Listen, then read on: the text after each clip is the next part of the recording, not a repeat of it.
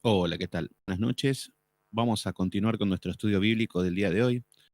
Estamos con el tabernáculo de Moisés. Estamos con Éxodo capítulo 26, vamos a ver hoy. Hoy vamos a ver las medidas del tabernáculo. Vamos a ver también el altar de bronce. Vamos a ver dos capítulos, con dos capítulos que veamos por estudio, más o menos va a ser bastante.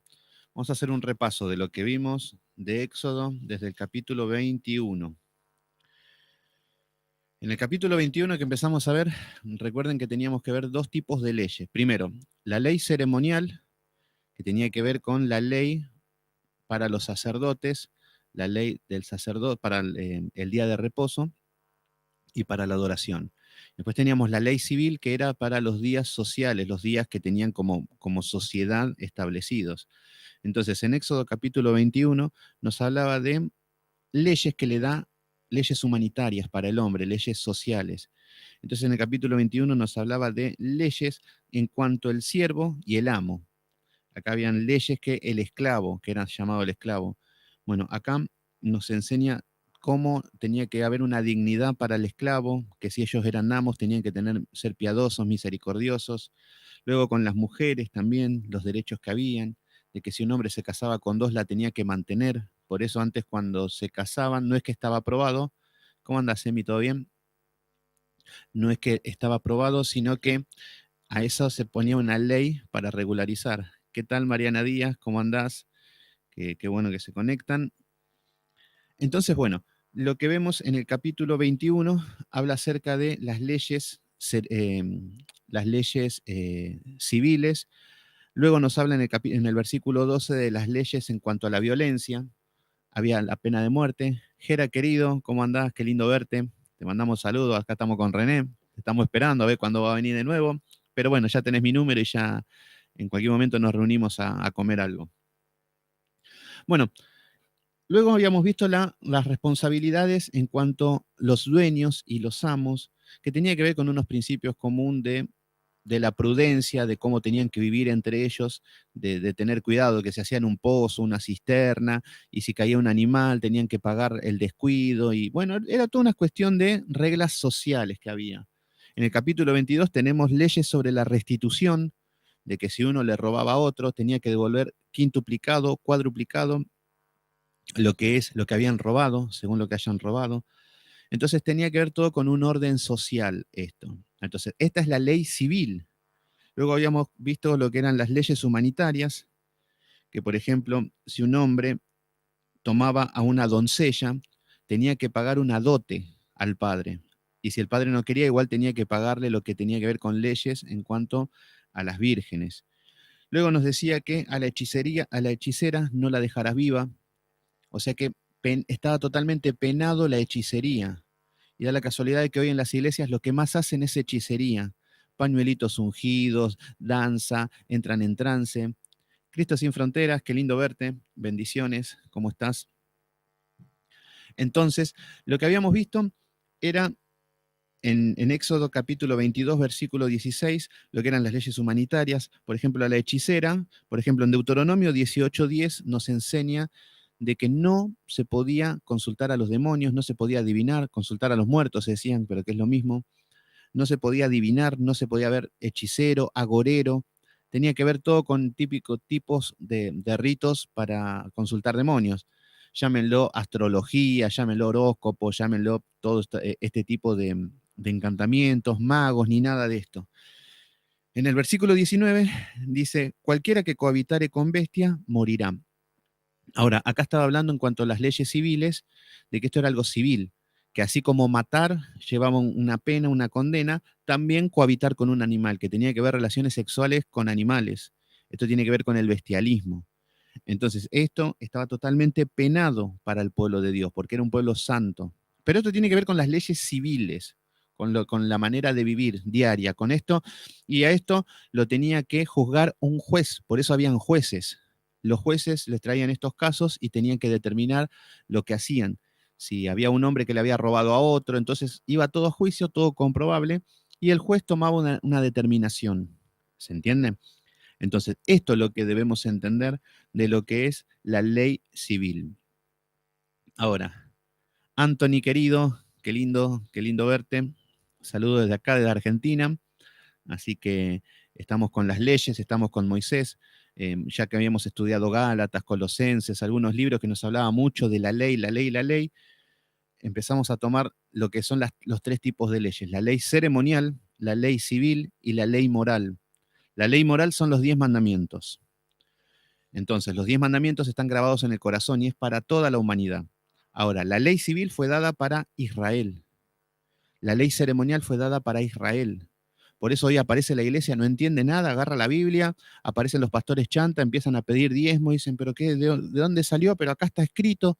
Bueno, no, estaba para Israel, en un tiempo determinado, en un periodo determinado, en un lugar geográfico determinado. Bueno, luego veíamos que habíamos visto en el capítulo 22 acerca de la misericordia, que tengan misericordia, acerca de los usureros. Lo que hablaba es que que no podían hacer usura. ¿Esto qué significa? El usurero es como decir que entre hermanos, si yo tengo a mi hermano que está necesitado y que está mal económicamente y yo tengo un dinero ahorrado, le puedo prestar, obviamente, pero lo que dice es que no le pongas un interés, no le pongas un interés porque no pueden pagar, aumentarle y hacer un negocio con esto. No seamos usureros. Ahora, lo que sí es que, obviamente, que si doy un préstamo y le presto un dinero a un amigo y pasa un tiempo y la moneda se empieza a desvalorizar, obviamente que por lo menos quiero recuperar lo que yo le presté. Entonces, una cuestión de sentido común. Por eso estas leyes civiles estaban basadas con el sentido común.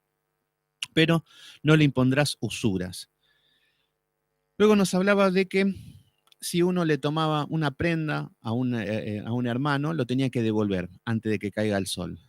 Una cuestión de lógica, esto tenía que ver con que del pedir prestado y no te devuelvo más, bueno, tenía que ver con unas leyes de convivencia social, de un orden social. Entonces, estas leyes civiles se basaban en lo social. Y entonces, bueno, todo esto fue lo que estuvimos viendo. Después le hablaba de que no admitas rumores, lo que era el chisme. Esto ya todo viene de parte de Dios. También que si encontraras un buey, el buey de tu enemigo, por ahí, devolvelo. Leyes civiles, sociales, de convivencia, de armonía social. Era para esto, para que haya una ley y que el hombre no empiece a ir detrás de los deseos de su corazón y terminen siendo unos bárbaros, que es lo que terminó pasando. Eh, luego nos dice, también nos habla de los sobornos, en el capítulo 23, versículo 8, nos dice, no recibirás presente, porque el presente ciega a los que ven. Acá estaba hablando, no está hablando de un presente, un regalo porque sí. Eso está bárbaro, pero lo que estaba hablando es de que no recibirás un presente porque eso te ciega. Esto es como decir, estoy coimeando a un juez, estoy coimeando a un hermano, y esto te ciega. Entonces, con este regalo empiezo a tener favoritismo. Entonces, esto es lo que está hablando de principios como normas de convivencia. En el versículo 9, no angustiarás al extranjero, el que no es de Israel, no lo vas a afligir, no lo vas a angustiar, porque vos fuiste extranjero en la tierra de Egipto, le dice el Señor. Y da la casualidad que hasta el día de hoy que hay una discriminación de parte de los judíos con el resto del mundo. No entendieron bien esto y viven estudiando la ley. Bueno, después en el versículo número 10, fíjense que le habla hasta con una excelencia. En el versículo 10 dice, 6 años sembrarás la tierra y recogerás su cosecha, más el séptimo año la dejarás libre. Acá hablaba de un reposo, un renuevo de la tierra, para que no haya una erosión, para que la tierra tenga un descanso. 6 años se trabaja y luego descansaba la tierra. Y en ese año los pobres y los que podían recoger el resto de las cosechas y todo lo que había. Pero esto era un descanso para la tierra. Recuerden que esta ley estaba hecha para cuando lleguen a la tierra prometida. Acá estaban en el desierto. No iban a cosechar ahí porque se tenían que levantar las tiendas y tenían que seguir caminando.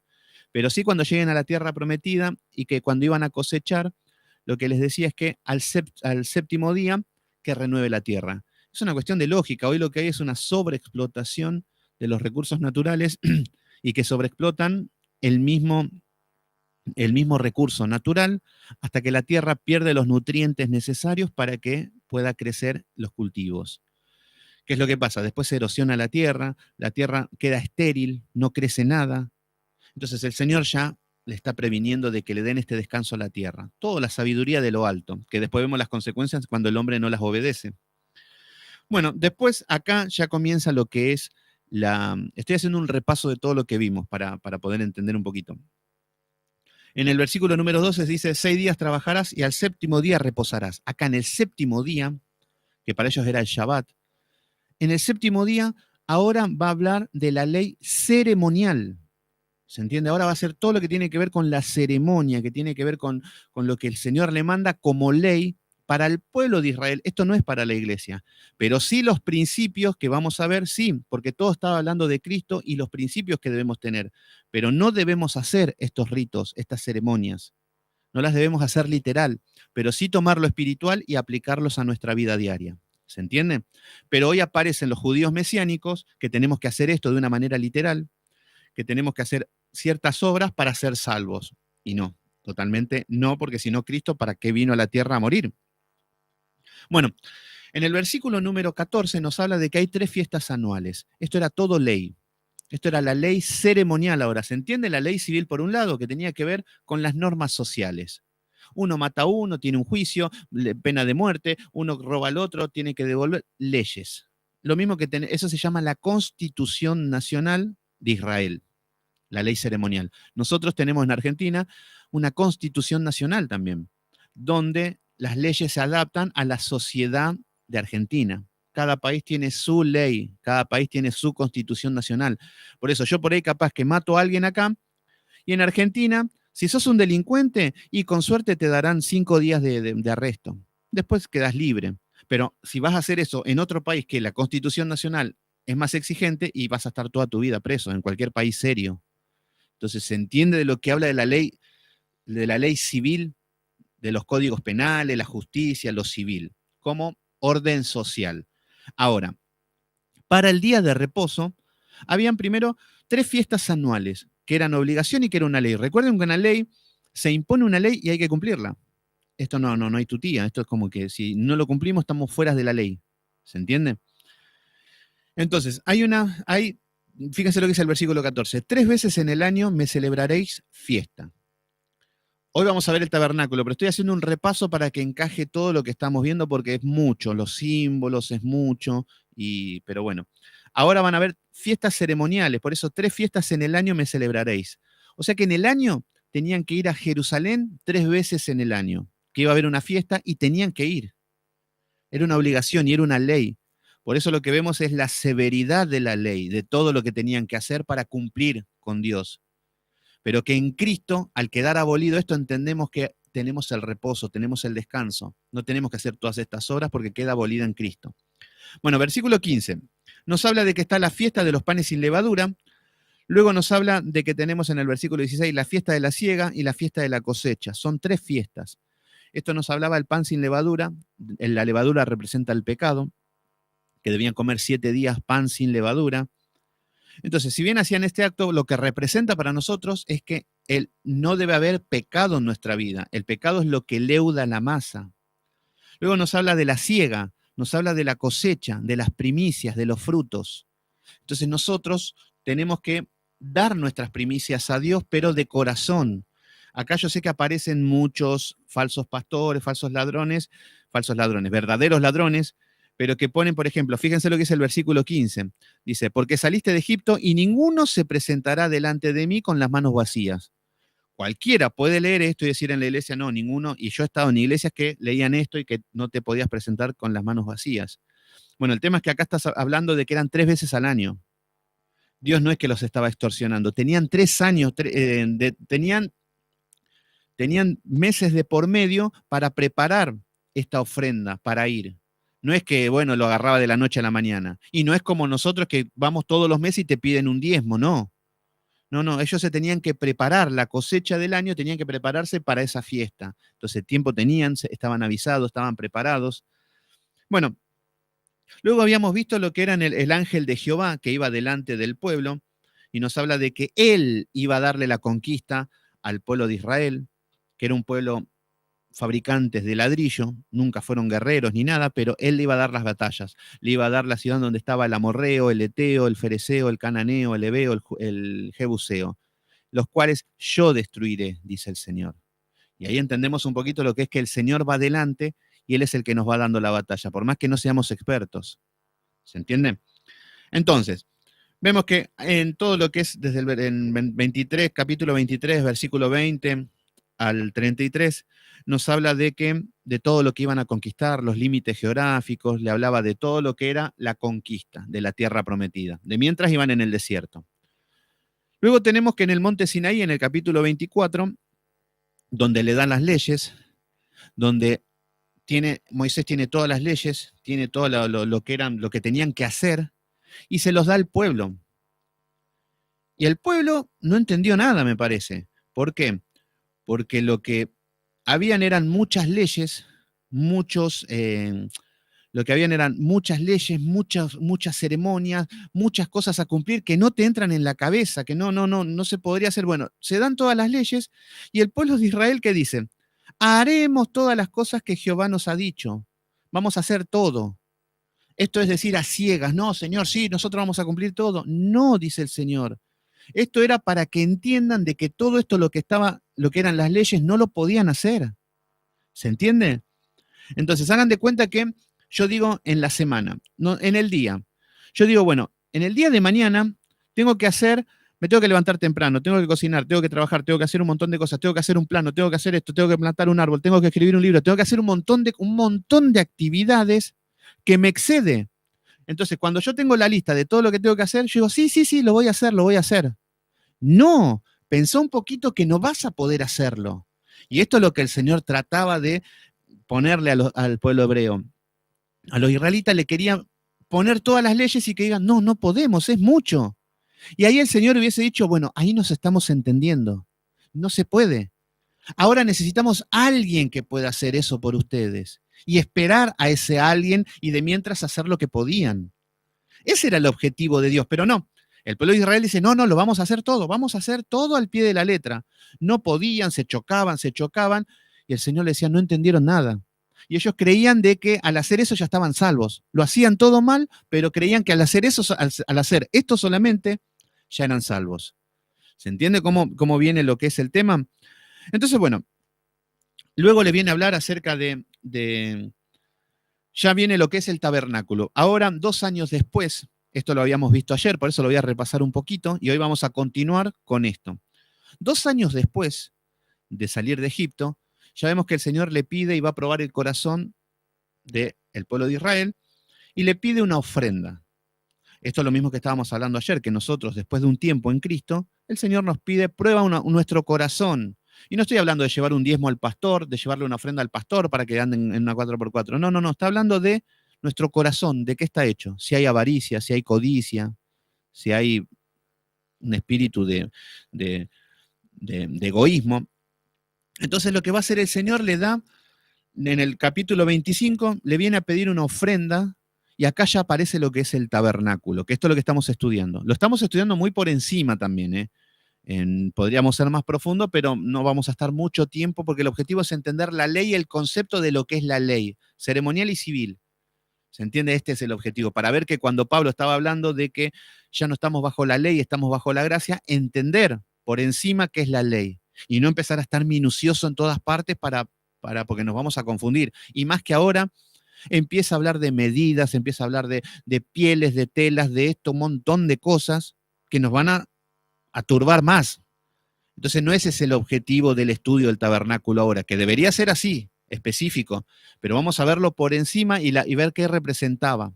Este es el objetivo de este estudio. Por eso estamos volviendo a la ley y después vamos a estudiar el libro Levítico y Deuteronomio también. Correctamente lo vamos a estudiar. Bueno, en el capítulo 25 dice, Jehová habló a Moisés diciendo, di a los hijos de Israel que tomen para mí ofrenda de todo varón que diere de su voluntad de corazón. Fíjense, la ofrenda debería ser de voluntad. Fíjense que las ofrendas son voluntarias. Los pastores hoy en día que están chantajeando a la iglesia, de que nadie ayuda, que son todos malos, lo empiezan con prepotencia muchos, empiezan a infundir un miedo y la gente termina ofrendando porque tiene un temor, tiene miedo. Esto es lo que estamos acostumbrados a ver en todas las iglesias. Y si no, también chantajearlo con simpatía, con amor, tocando los sentimientos, con falsas promesas de que si vos le das tanto, el Señor te va a dar tanto. Hay muchas manipulaciones. Pero lo que el Señor quiere es que sea de corazón. ¿Cómo es de corazón? Y bueno, solamente analiza qué es lo que hizo el Señor por tu vida. ¿Te dio salvación? Ese es el primer paso. Si no sentimos que tenemos salvación, si no creemos que estamos ya, si morimos, no vamos al cielo, hay un problema grave, donde seguramente no hay salvación. Entonces nunca vamos a poder ofrendar, nunca vamos a estar agradecidos ni nada. Pero cuando entendemos que fuimos salvos, vamos a estar dedicados a amar a Dios. Va a haber algo que naturalmente nos va a hacer amar a Dios. Entonces, donde uno va a estar agradecido, cuando vemos que todo lo que hacemos y progresamos y prospera, todo viene de parte de Dios, más queremos que sea de corazón. Este era el objetivo. Entonces, ¿qué es lo que pasa? En el versículo 3 le dicen, esta ofrenda que tomaréis de ello, de oro, plata, cobre, azul, púrpura, carmesí, lino fino, pelo de cabra, le viene a hacer un montón de pedidos. Pieles de carneros teñida de rojo, pieles de tejones, madera de acacia, aceite para el alumbrado, especias para el aceite de la unción y el incienso aromático, piedras de ónice, piedras de engaste, para el efod y para el pectoral. Y harán un santuario para mí y yo habitaré en medio de ellos. Este era el objetivo. El Señor lo que quería es él habitar en el medio de su pueblo. El tema es que la matemática es el hombre pecador, un Dios santo, llega a descender la presencia de Dios y nos lo fulmina a todos. Entonces tuvo que establecer un método para estar entre medio de ellos y estableció el tabernáculo. ¿Se entiende este tabernáculo? Entonces acá le pide una ofrenda y le tuvo que pedir todas estas cosas. Y el pueblo podrá haber dicho, ¿para qué quiere pelo de cabra el Señor? ¿Para qué quiere lino fino? Y muchas veces el Señor va a probar nuestro corazón y nosotros decimos, ¿para qué la ofrenda? ¿Qué es lo que van a hacer con mi ofrenda? Seguramente que son los zapatos del pastor, seguramente que son porque eso no nace automáticamente. Pero muchas veces el Señor te va a decir, ofrenda y no preguntes, solamente obedece. Pero nosotros no, tenemos que saber qué es lo que hace y ahí sale algo que está en la naturaleza humana, que es desconfianza. Y a esto le sumamos muchos pastores chantas que con los diezmos, todos andan hasta por ahí, hasta en cabaret andan. Pero una cosa no quita la otra. Cuando es de corazón, es con Dios el trato. ¿Se entiende? Entonces, cuando el Señor nos prueba, sabe de que si viene de corazón, es para Dios. Porque muchas veces si decimos que hacemos una ofrenda para Juanito que está enfermo, todos contentos vamos, porque sabemos para qué es y nos sentimos útiles, etcétera, que está bueno. Ahora, cuando no sabemos, ya dudamos para qué es. Ya dudamos si lo que estoy haciendo está bien o está mal. Pero bueno, ahí el Señor nos los estaba probando. Y todo esto podríamos decir, porque fíjense, acá están 2 años después de estar en el desierto. Si vemos que, ¿de dónde sacaron esto? Nosotros decimos, porque estaban en el medio del desierto, 2 años caminando en el desierto, ¿y de dónde iban a sacar oro? ¿De dónde iban a sacar que iban a excavar a las montañas? No, estaban en el desierto. Le pide, hasta incluso cuando habla de pieles de tejón, está hablando de pieles de delfín, o un animal marino, el delfín más que nada. Entonces decimos, ¿pero de dónde sacaron esto? Bueno, si nos vamos a Éxodo capítulo 12, Éxodo 12, en el mismo libro, Éxodo 12, versículo 31.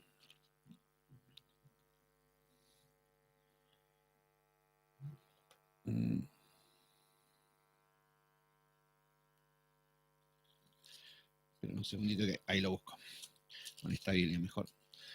Éxodo capítulo 12. Y vamos a ver cómo se va el pueblo de Israel de Egipto, ya cuando luego de la Pascua parten. 12:31. Fíjense que es lo que dice. E hizo llamar a Moisés y a Aarón de noche y les dijo, salid de en medio de mi pueblo, vosotros y los hijos de Israel, e id de servir a Jehová, como habéis dicho. Bueno, acá el faraón le dice, me cansaste, Moisés. Vos, tu plaga, tu Dios, tu pueblo, todo, agarren sus cosas, mándense a mudar. Esto es lo que le dice el faraón. Versículo número 32. También tomad vuestras ovejas, vuestras vacas, vuestras bebidas, vuestras vacas, como habéis dicho. E idos y bendecidme también a mí, ya que se van, una bendición para mí. Fíjense cómo termina el faraón. ¿Qué es lo que pasa? Acá lo que vemos es que el faraón utilizó todas las estrategias. Bueno, vayan a adorar a Jehová, pero déjenme a sus hijos. No, no, no, acá no se va nadie, dijo Moisés. Bueno, no aflojan. Bueno, vayan a adorar a Jehová, pero me dejan todas las riquezas. No, Moisés dice, no, estamos firmes, nos vamos con todo. Bueno, se van, pero, y entonces, así estaba, siempre extorsionando el faraón. Pero bueno, ahora ya cuando después de la muerte de los primogénitos, y fíjense qué es lo que dicen en el versículo 33. Y los egipcios apremiaban al pueblo dándose prisa para echarlos de la tierra, ellos mismos lo echaban. Cuando no los dejaban ir, fíjense qué es lo que hacen, lo echaban de la tierra porque decían, todos somos muertos. Y llevó el pueblo una masa antes que leudase y una masa envuelta en sus sábanas sobre sus hombros. Lo que nos dice es que rápidamente, después de lo que era el pan sin levadura de la noche anterior, lo cargaron todo y se fueron. Así, en un abrir y cerrar de ojos, se van de acá de Egipto. Lo que estaba costando, y el Señor los hizo libre. ¿Qué es lo que pasa? El pueblo lo estaba apurando para que se vayan. Váyanse, ustedes son, por culpa de ustedes se murieron todos, vinieron las plagas, ese era el concepto. Versículo número 35. E hicieron los hijos de Israel conforme al mandamiento de Moisés. Dice, pidiendo a los egipcios alhajas, plata, oro y vestidos. Y Jehová dio gracias al pueblo delante de los egipcios y le dieron cuanto pedían. Y así despojaron a los egipcios. O sea que los egipcios le habían dado todos los recursos que el Señor ahora le estaba pidiendo. ¿Qué es lo que significa esto? Esto yo sé que lo vimos ayer, pero siempre cuando termina el estudio digo, uy, no di esto, no di lo otro, se me escapó esto, se me escapó lo otro, y es como que, si bien lo vimos ayer, pero vemos a reforzar y con otro enfoque, ahora vemos de dónde salió todo, porque estaban en el desierto, les pide, bueno, tráiganme oro, y nosotros diríamos, ¿de dónde sacaron? Bueno, de Egipto. Y todo tiene una explicación. ¿Por qué el pueblo egipcio le dio al pueblo de Israel? Ante los ojos humanos es que, claro, el pueblo de Dios estaba con todo el poder de Jehová. Entonces el pueblo los querían echar porque, claro, tuvieron todas las pestes porque no querían dejar libre a este pueblo. Entonces lo dejan libre.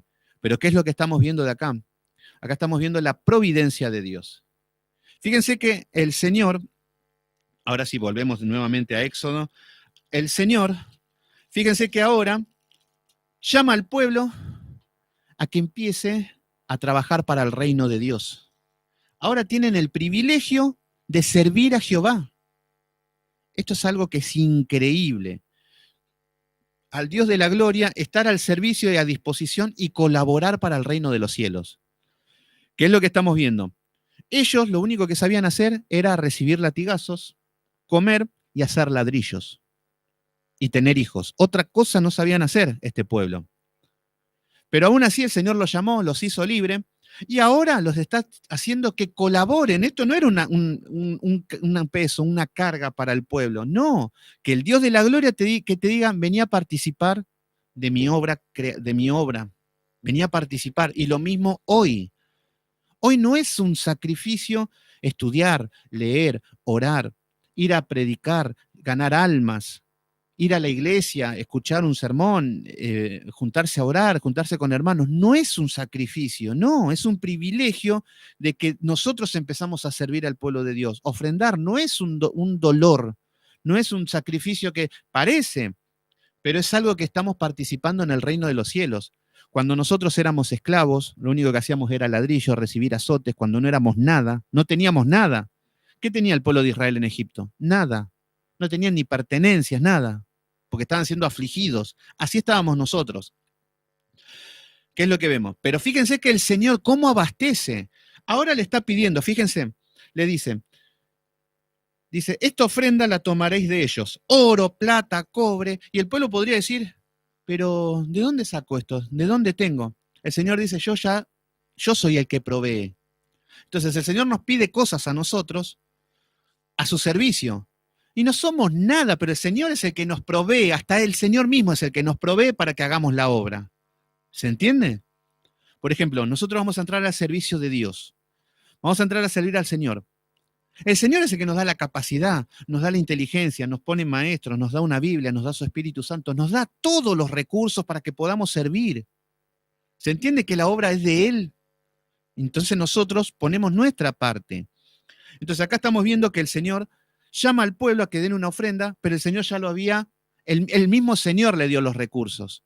Por eso cuando vemos los hombres de Dios, las mujeres de Dios, todos los que trabajan en el reino de los cielos, es porque el Señor le abasteció todo lo que tenían al alcance. Cuando vemos grandes predicadores, vemos que el Señor fue el que le abasteció todo. Le dio para el boleto, le dio la comida, lo abasteció en todo el Señor. Eso es lo que tenemos que ver. Que el Señor es el que nos da todo para su servicio. Pero nosotros, ante nuestros ojos, nos creemos que nosotros estamos haciendo la obra. No, no, yo soy el que me esfuerzo, gracias a mí, gracias a mí. No, no, no, nosotros somos como el pueblo de Israel. Así. Entonces, acá lo que tenemos es que nos encontramos con que el Señor, y vuelvo a tener el principio, donde dicen en el versículo 8 del capítulo 25, harán un santuario para mí. Un santuario es un lugar santo, un lugar de reunión donde el poder de Dios iba a estar ahí y se iba a conectar con el pueblo. Entonces dice, y habitaré en medio de ellos, el Dios de la gloria, el que Isaías en el capítulo 6 nos dice que vio los serafines arriba, que veían que cuando Juan había visto eso había un arco iris. No es que era eso, sino que representa toda su magia, todo su esplendor, todo su poder. Ese Dios dice, voy a venir a habitar acá con estos hombres, con hombres hacedores de ladrillo y que volvían loco a Moisés. Es irracional cuando a veces no se puede entender. Pero bueno, Dios dice, yo quiero habitar con mi pueblo, cuando lo podía manejar tranquilamente desde el trono, no le impide nada, pero el Señor dice, yo quiero estar con mi pueblo. Entonces dice, voy a establecer el tabernáculo. Entonces dice versículo 9, conforme a todo lo que te muestre, el diseño del tabernáculo y el diseño de todos sus utensilios, así lo haréis. El Señor dice, vas a hacer el tabernáculo, que el modelo original está en el cielo, conforme a todo lo que yo te muestre. Fíjense que el Señor le está dando todas las órdenes, lo preciso que es cuando es para la adoración a Él. Hoy en día, nada más que el hombre con su libertinaje, vamos a la iglesia a adorar como queremos, con títeres, con vómito, con cualquier cosa. Bueno, eso es satánico. Pero cuando vemos el principio y el carácter de Dios, si bien no tenemos que hacer estas obras ceremoniales, pero sí entender el principio de que Dios es el que establece cómo debemos adorarlo a Él, y no el hombre.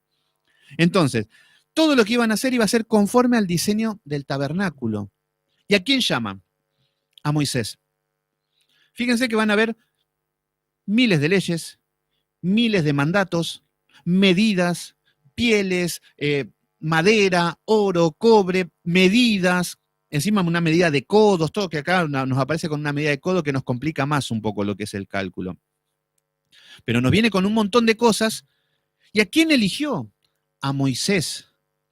Fíjense que Moisés, antes de ser el Moisés que conocemos, él era un egipcio, él era un hombre de estudio, él era un hombre de ejército, él era un hombre muy capacitado, él era un hombre de los más importantes de la tierra en ese momento. Entonces, cuando el Señor utiliza a Moisés, tenía la capacidad de entender lo que le estaba diciendo, y de hacerlo tal cual. Seguramente que si iba yo no me acuerdo 3 versículos seguidos. Hay veces que me quiero buscar un versículo y no lo encuentro y quedo como en vergüenza delante de ustedes. Pero así somos nosotros, el ser humano. Pero lo que vemos no es que Moisés sea un extraterrestre, sino que el Señor lo que tomó a Moisés utiliza sus capacidades, utiliza todo lo que tenía. Entonces, Moisés cuando llegaba tenía todo en su cabeza, todo lo que había visto, las medidas, se ve que tenía memoria. Lo mismo que Pablo, el Señor utiliza de Pablo, él tenía lengua hebrea, era judío de judíos, se podía meter en las sinagogas, tenía ciudadanía romana, sabía hablar en griego, tenía cultura griega, sabía de filosofía, y el Señor en base a eso utilizaba los recursos. ¿Se entiende? Y eso es lo que quiere hacer el Señor con cada uno de nosotros. Nuestras capacidades, nuestros talentos, ponerlos al servicio de Él. Yo por ahí no tengo esa memoria, pero por ahí tengo otra cosa. Y el Señor va a utilizar eso. Y de otro hermano va a utilizar otra capacidad. Y ese es el cuerpo de Cristo. Donde yo me gozo cuando hay predicadores que yo los veo y me quedo maravillado. Veo, digo, la capacidad, cómo hablan, qué excelencia, qué bien. Pero ese es el cuerpo de Cristo, de que yo me beneficio con muchos predicadores. También de que ustedes se beneficien conmigo, yo con ustedes. Ustedes también tienen talentos, tienen dones que hay que desarrollarlos y que van a ser para el servicio de la iglesia. ¿Se entiende? Entonces, bueno, Moisés estaba siendo utilizado por Dios para darle toda esta información y que pueda llegar al pueblo.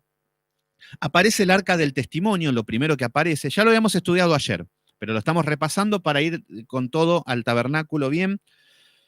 Entonces, nos hablaba de que había una caja que era el arca del testimonio. Comienza en el arca todo comienza en el trono. Esta es la presencia de Dios.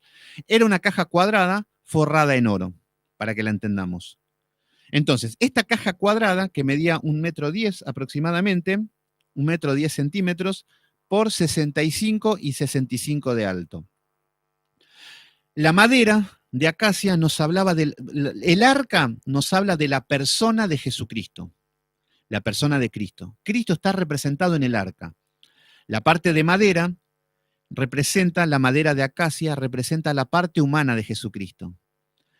Lo que es la madera de acacia era una madera que crece en el desierto, que es una madera espinosa, donde no se pudría, era una madera dura, es más, lo llamaban palo hierro en algún momento, porque era como era como tan duro como el hierro, y las espinas durísimas, y con estas espinas son las que lo clavaron, esa corona de espina famosa era una corona de espina de acacia.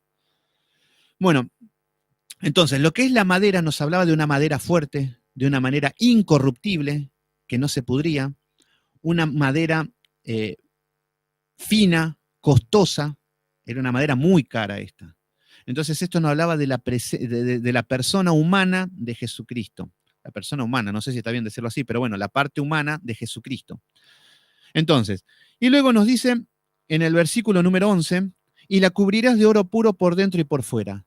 El oro representaba la deidad de Cristo. El oro representa lo divino. O sea que Cristo era 100% humano, 100% Dios. No era ni 50% humano y 50% Dios, no. Pasaba hambre como cualquier humano y podía darle de comer a 5.000 personas como un Dios. ¿Se entiende? Entonces, son dos naturalezas diferentes, pero en la misma persona. Entonces, ahí tenemos la caja, que sería el arca. El arca representaba la presencia de Dios. Luego había un propiciatorio, que esta era la parte de arriba. En el versículo 17 dice que harás un propiciatorio de oro fino con 2 querubines. Los querubines representaba, ya lo vimos, pero lo sigo repasando porque no quiero que nos trabemos y decir, más sí, dejo todo porque no lo voy a entender. No, entonces estamos yendo de nuevo. Primero que la tapa de esta caja era una tapa de oro macizo. Y habían 2 querubines. Los querubines representan el rango más alto en la gama angelical. Esto tenía que ver con los protectores, los querubines. Entonces, todo lo que son estos 2 querubines nos representa todo lo que es la presencia de Dios. Donde está el trono, están los querubines, están los serafines, están los ángeles, todos alabando. Entonces representan la presencia de Dios. O sea que el reino de los cielos en la tierra. Eso es lo que nos representa. Y el propiciatorio tenía que estar hecho labrado a martillo. El martillo nos hablaba de que Dios, el propiciatorio nos está hablando de la obra de Cristo ahora. El arca nos habla de la persona de Cristo, la naturaleza divina y humana. Ahora, la tapa, el propiciatorio, nos habla de la obra de Cristo en la cruz. Y nos dice que estaba labrado a martillo. Esto nos habla de que Cristo fue molido por los pecados, por eso estaba labrado a martillo. Entonces, estos angelitos estos querubines tenían que estar cubriéndose el rostro, con las alas uno enfrente al otro, mirando lo que es el propiciatorio. Propiciatorio significa favor, el favor de Cristo en base a nuestros pecados. Esto es lo que representa el propiciatorio. Y bueno, y en el versículo 22 nos dice, y de allí me declararé a ti. A partir de ahí, ese era el trono de Dios en la tierra, el arca. Tenía que ser llevado tenía 4 anillos y 2 varas de madera de acacia forrada con oro, y con esto llevaban el arca. Luego estaba lo que es, escucho, sí, los mesiánicos confunden todo. ¿Sabes de dónde, Anthony, sabes de dónde se confunden los mesiánicos? Que para ellos la ley es toda una sola ley. Entonces quieren cumplir todo y no pueden. Incluso a una adúltera había que apedrearla hasta la muerte. Si no lo hacen hoy, están faltando a la ley. Bueno, no entienden nada, pero porque no saben dividir lo que es lo ceremonial, lo que es la ley moral y lo que es la ley civil. Entonces acá estamos viendo la ley ceremonial. Esto tiene que ver todo con el tabernáculo ya y la adoración a Dios. Entonces, el tabernáculo nos va a estar hablando de Cristo. Entonces, estoy haciendo un repaso, ya lo vimos, pero lo voy a tomar nuevamente para que quede bien en claro todo lo que queremos ver. Luego había una mesa de la proposición, la mesa de los panes. En el versículo 23 nos hablaba de que, asimismo, la mesa representa la comunión. cuando nos reunimos en familia, nos vienen a visitar, nos reunimos en la mesa a comer. Es un momento de comunión. Entonces, la mesa representa la comunión del Padre, del Todopoderoso, de Cristo en la Santa Cena, como un ejemplo, que se reúne con su pueblo. Y esta mesa también tenía que ser de acacia y de oro, y de la misma manera la tenían que llevar como el arca, y de oro puro. Y vemos que de esta misma manera habían 12 panes arriba de esta mesa. Y acá, ¿quién es el pan de vida? Jesucristo. O sea que acá que tiene que ver la comunión de que Cristo con nosotros, y acá se cumple todo en Cristo. Por ejemplo, cuando habíamos visto que el Señor dice, en el versículo 8 del capítulo 25, harán un santuario para mí y habitaré en medio de ellos. Bueno, en Juan 1:14, y el verbo se hizo carne y habitó entre nosotros. Ahí se cumple lo que era el tabernáculo. Se cumple lo que era esta imagen. Esto estaba hablando de Cristo, del Mesías. Entonces, acá, cuando nos habla de la mesa, nos está hablando de la mesa, la comunión con Cristo. Cuando nos habla acerca del oro fino y de la madera acacia, la naturaleza de Cristo. Y acá estamos viendo los panes. Jesús dijo, yo soy el pan de vida. Jesús es el pan, Jesús es el maná, Jesús es el alimento. Insisto, si vemos los pentecostales van a decir, Jesús es un pedazo de pan, lo voy a morder, hoy lo comía Cristo. Y van a venir, como son literales, estudian Apocalipsis y todo de una manera literal, pero lo que debemos entender es que es algo simbólico, de que Cristo nos alimenta con su palabra todos los días. Entonces, en el versículo 29 nos dice que también que harás también platos, el plato para apoyar el pan, cucharas, esto tiene que ver con el incienso, era un lugar donde tenía que haber los inciensos que representan las oraciones, que llega un olor grato, fragante al cielo, y los tazones, que nos hablaba de libaciones, todo de oro lo harás. Entonces, bueno, acá es lo que estuvimos viendo ya, lo que es la mesa de los panes de la proposición. Luego habíamos visto el candelero, que lo vuelvo a repasar porque es muy interesante, con otros enfoques lo estamos viendo también, porque es muy amplio. Esto es para hacer 10 estudios de cada una de las cosas, pero no nos vamos a dedicar así porque... Candelero de oro. Esto está dentro del tabernáculo. En el lugar santísimo está el arca solamente. Y ahora voy a dar algunas medidas para que entienda. Porque antes de entrar a las medidas, quiero que esté bien en claro esto, porque las medidas a veces confunden, es un tema. Estaría bueno con un cuaderno poner las medidas y todo para ir entendiendo.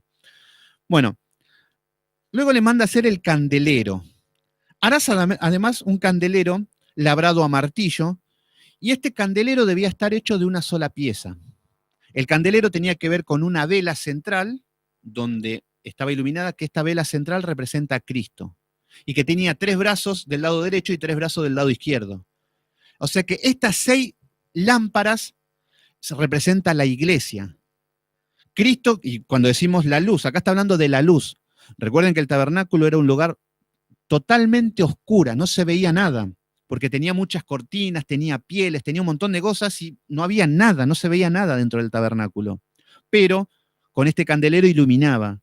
Entonces, acá lo que nos habla del candelero, nos habla de que es la iglesia, es el candelero. La iglesia y Cristo en el medio. Por eso todo debía ser una sola pieza, la iglesia unida a Cristo, y ahí es donde somos el buen testimonio. Por eso cuando Jesús dice, yo soy la luz del mundo. Y después cuando habíamos leído lo que es Mateo 5:14, nos hablaba de que vosotros sois la luz del mundo. Ahí ya estaba hablando de nosotros, que debemos ser luz. Entonces, acá estábamos hablando de que el candelero era una imagen, una representación de lo que iba a ser la iglesia. Esto lo escuchan los judíos, como me dice antes, no se vuelven locos, ¿no? Ellos están esperando cualquier cosa menos esto. Pero acá estaba hablando de la iglesia. Este es el verdadero Israel, que peor se ponen los mesiánicos, que nosotros somos parte del pueblo de Israel, peor se ponen. Pero en lo espiritual, muchachos, no en lo étnico. Bueno, ¿qué es lo que pasa? Tenían que haber 7 lámparas y todo esto estaba alimentado por el aceite. Tenía una base donde tenía el aceite y que esto alimentaba las luces. Y tenían que estar 24 horas en el día de reposo alumbrando constantemente, no se podía apagar. Y esto es lo que representaba la iglesia al ser luz. También habíamos visto el ejemplo de Apocalipsis, capítulo 11, donde hablaba de que los 2 testigos, libro simbólico, para algunos muchachos que hacen una película de Hollywood, un libro simbólico que nos hablaba de que iban a haber 2 testigos. Uno eran los dos olivos y otro los dos candeleros. Bueno, el candelero ya dijimos que es la iglesia. El olivo nos habla del aceite. El aceite es el Espíritu Santo. Y esto los que iban a dar testimonio de Cristo, del Evangelio. O sea que esto nos hablaba de la iglesia y del Espíritu Santo. Pero después nos dice que ellos tenían el poder, la iglesia y el Espíritu Santo, para cerrar los cielos, para convertir el agua bueno, nos hablaba del poder de la palabra de Dios, de la palabra, para restaurar a las personas, para salvar. Pero claro, los dispensacionalistas tomaron, no, que eso es Moisés y Elías, que van a resucitar en el futuro Moisés y Elías. Y llegamos a que ya no es serio charlar de estas cosas. En su momento yo lo estudié así, no me cerraba, pero bueno, me lo enseñaban con un énfasis, lo estudiaba y no me cerraba, pero claro, al ser literales, así están. Después aparecen bestias de 7 cabezas y cosas así, pero son símbolos, muchachos, por el amor de Dios. Bueno, entonces el candelero representa la iglesia y la luz en el medio de la oscuridad. El tabernáculo era un lugar oscuro. Entonces, bueno, ahora sí vamos a ir a lo que es el tabernáculo, que acá nos habla de medidas, nos habla de ciertas cosas, y vamos a tratar de ver lo más resumido posible. Porque si empiezo a leer todo, empiezan con un codo, con un montón de cosas que no lo vamos a poder entender, porque es como decir, agarro un plano de un arquitecto con un enfoque en 3D y que tiene un montón, y no lo voy a entender, no lo vamos a poder, porque hay que estudiarlo de una manera profunda. Pero sí entender lo que era el tabernáculo, cómo estaba y cómo eran las medidas. Entonces, en el capítulo número 26, vamos a ver que empiezan a aparecer cortinas. Fíjense, en el capítulo número 26 dice, harás el tabernáculo de 10 cortinas de lino torcido, azul, púrpura, carmesí, y lo harás con querubines de primorosa, de obra primorosa. ¿Qué es lo que nos está diciendo acá? Acá ya nos aparecen lo que es el tabernáculo. Les voy a dar las medidas para que vean un poquito, para que lo anoten también. Las medidas del tabernáculo, de todo, nos habla acerca de todo lo que tenían que hacer con cuando paraban. Ellos venían caminando por el desierto, con los levitas adelante y la presencia de Dios, y el día de reposo, el Shabbat, el séptimo día, tenían que armar todo el tabernáculo, que era un lugar de adoración, que este es el santuario. Entonces, lo que debemos entender de que el tabernáculo tenía unas medidas. Medía 45 metros, 45, 71 centímetros, 45 metros por 22,85 centímetros. O sea que en simples palabras era 45 metros de largo por 22. Era un rectángulo. Entonces, todo ese rectángulo tenía, hagan de cuenta, no sé, hagan de cuenta que hay un campo y le ponemos un alambrado, un terreno con un alambrado con toda esta medida. Y ahí va a ser todo lo que es el tabernáculo, dentro de esto. ¿Se entiende? Entonces, las medidas son 45 metros por 22. Era un rectángulo. Y esto tenía todo columnas, tenía pieles, un montón de cosas. Pero bueno, entonces, lo que debemos entender es que dentro había una puerta, que la puerta es Jesucristo. La puerta es Jesucristo. Y entraban y se iban a encontrar con un patio. Hagan de cuenta que entran y hay un patio. Y dentro de este patio habían como una carpa con 2 compartimientos. Y que ahí donde estaba el arca, el candelero y estas cosas. Estaban en un compartimiento todo cerrado. El atrio estaba al aire libre. ¿Se entiende? Entonces, lo que vemos es que dentro de lo que se llama, dentro de lo que es el tabernáculo vamos a encontrar el lugar santo, que es una carpa para que lo entendamos, con un lugar santo donde estaba el candelero y la mesa de los panes de la proposición, una tela, para que entendamos que ya vamos a ver que es un velo, y estaba el arca. Había 2 compartimientos entonces, y ese es el lugar santo y el lugar santísimo. Y esas medidas eran, el lugar santísimo era de 5 por 5, era cuadrado, 5 metros por 5. Esta era la medida del lugar santísimo. Y pegadito estaba el lugar santo, tengan paciencia porque son temas que hay que ver bien, medidas, imaginar, buscar en la web, en las imágenes de lo que era el tabernáculo, un candelero. No tengo el OBS para el programa para ir poniendo las imágenes, lo tendría que hacer, pero bueno, entonces el lugar santísimo que está pegado al lugar santo es de 10 por 5.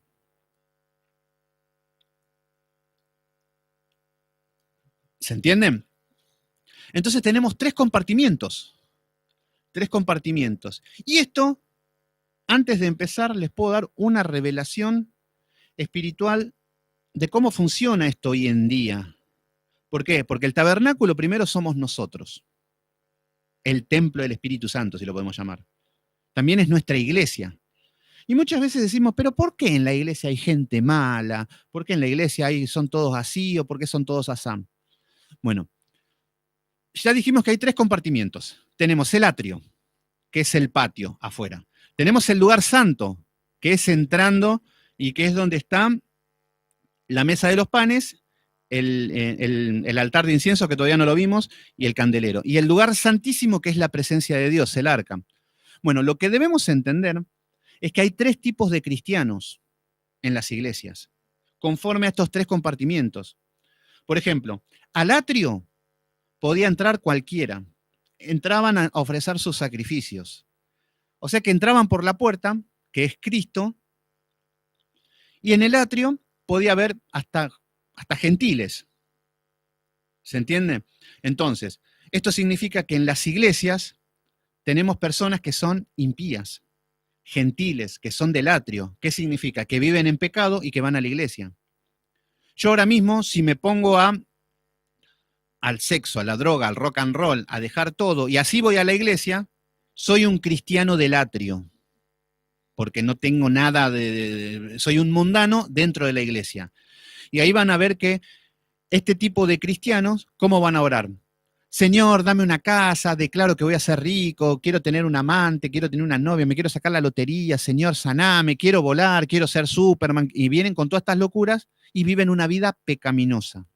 Esto no son salvos, pero están en la iglesia, vaya casualidad.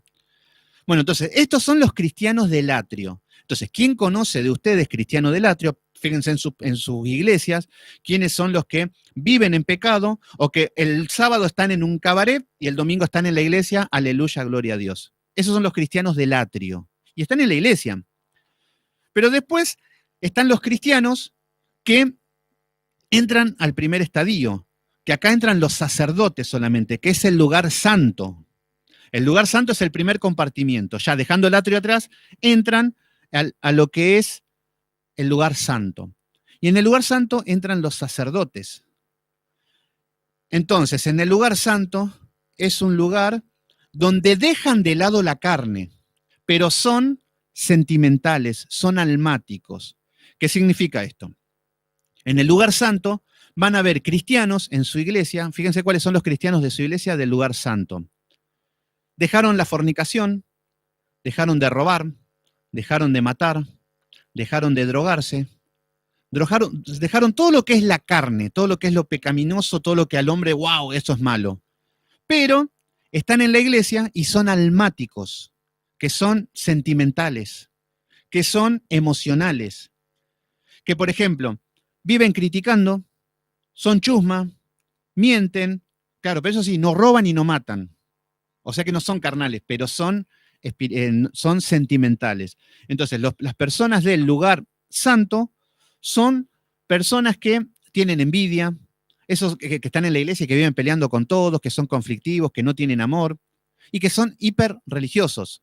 Viven orando, llevan a la iglesia, lloran, hablan en lenguas, piden al Señor orando, llorando, todo el día haciendo un show religioso. ¿Por qué? Porque dejaron la carne, pero todavía hay cosas que pulir, que es lo mental, tiene que ver con su manera de pensar. Entonces, esos son los cristianos del lugar santo. Ahora, cuando el cristiano del lugar santo, que ya dejó la carne, dice, bueno, voy a dejar de mentir, voy a dejar de tener pensamientos pecaminosos, voy a dejar de tener un corazón torcido, y cuando ya deja lo sentimental, los sentimientos, que, ay, quiero llorar en la iglesia para sentirme, cuando dejan los sentimientos de lado, pasan al lugar santísimo y ahí son espirituales. Y el espiritual no vive de sentimientos, porque la espiritualidad no es un sentimiento. Por eso yo no tengo que llorar para sentir a Cristo. Por eso yo no tengo que verlo a Cristo para saber que existe. No, no, si la palabra me dice que donde hay 2 o 3 en mi nombre, yo estoy ahí, está ahí y punto. No tengo que sentir nada. Ahí ya soy espiritual porque lo creo. Y obro conforme a lo que creo. Obedezco. Esos son los espirituales. Entonces, el que es espiritual está en el lugar santísimo. Entonces, tenemos cristianos del lugar santísimo que viven sin la carne, mataron la carne, todos los pecados, todo lo que es el sexo, la droga, todo lo dejaron en el atrio. Buenísimo. Pasaron al lugar santo. En el lugar santo dejaron la mentira, dejaron el chisme, mortificaron los malos pensamientos, toda una mente torcida y la pusieron conforme a las escrituras y estos ya están en el lugar santísimo en la presencia de Dios. Y eso es lo que quiere el Señor de los cristianos. El Señor viene a buscar a esa iglesia del lugar santísimo, donde ya con todos los problemas pudo dejar la carne, pudo dejar los pensamientos malos y ya está en la presencia de Dios esta persona. Después están los que están adentro del arca, que ya es más, pero eso no lo vamos a ver ahora. Entonces, los que están en el lugar santísimo van a ser cristianos que tienen frutos, que son espirituales, no espiritualoides. Espirituales, ¿en qué? En que guardan los 10 mandamientos, obedecen la palabra de Dios, estudian y caminan conforme a lo que estudiaron. Caminan conforme y ponen en práctica lo que estudian. Y son personas espirituales. ¿Se entiende? Bueno, eso tiene que ver con la iglesia para ver un poquito nada más, que no es el objetivo del estudio. Pero bueno, ahora vamos a ir al estudio de lo que es el tabernáculo, de lo que es la parte material, el tabernáculo terrenal. Recuerden que este es un modelo de lo que está en el cielo. Entonces, fíjense lo que dice. En el capítulo 26 nos va a hablar de que harás el tabernáculo de 10 cortinas. Esto es lo que serían las paredes de la carpa, para que entiendan, las cortinas. Y las cortinas no era cualquier cosa, ¿eh? No le decía, che, Moisés, ¿qué te parece a vos? ¿Cómo hacemos el tabernáculo? Y Moisés podría haber tirado un montón de ideas porque él era egipcio, conocía al faraón, las mejores telas, mucho conocimiento. Pero en la adoración el hombre no tiene nada que hacer. Y hoy tampoco, no sé por qué el hombre pone el ingenio de sus grandes maravillas y hace una discoteca de la iglesia. El Señor nunca le pidió tal cosa. Por eso vamos a ver que de acá, si bien no vamos a hacer estas obras, pero sí los principios de que el Señor es el que establece cómo adorarlo. Por eso en esto tenemos que corregir muchas cosas. Bueno, entonces habían 10 cortinas que tenían que tener. Y las cortinas debían ser de lino fino, azul, púrpura y carmesí. Y la harás con querubines de obra primorosa.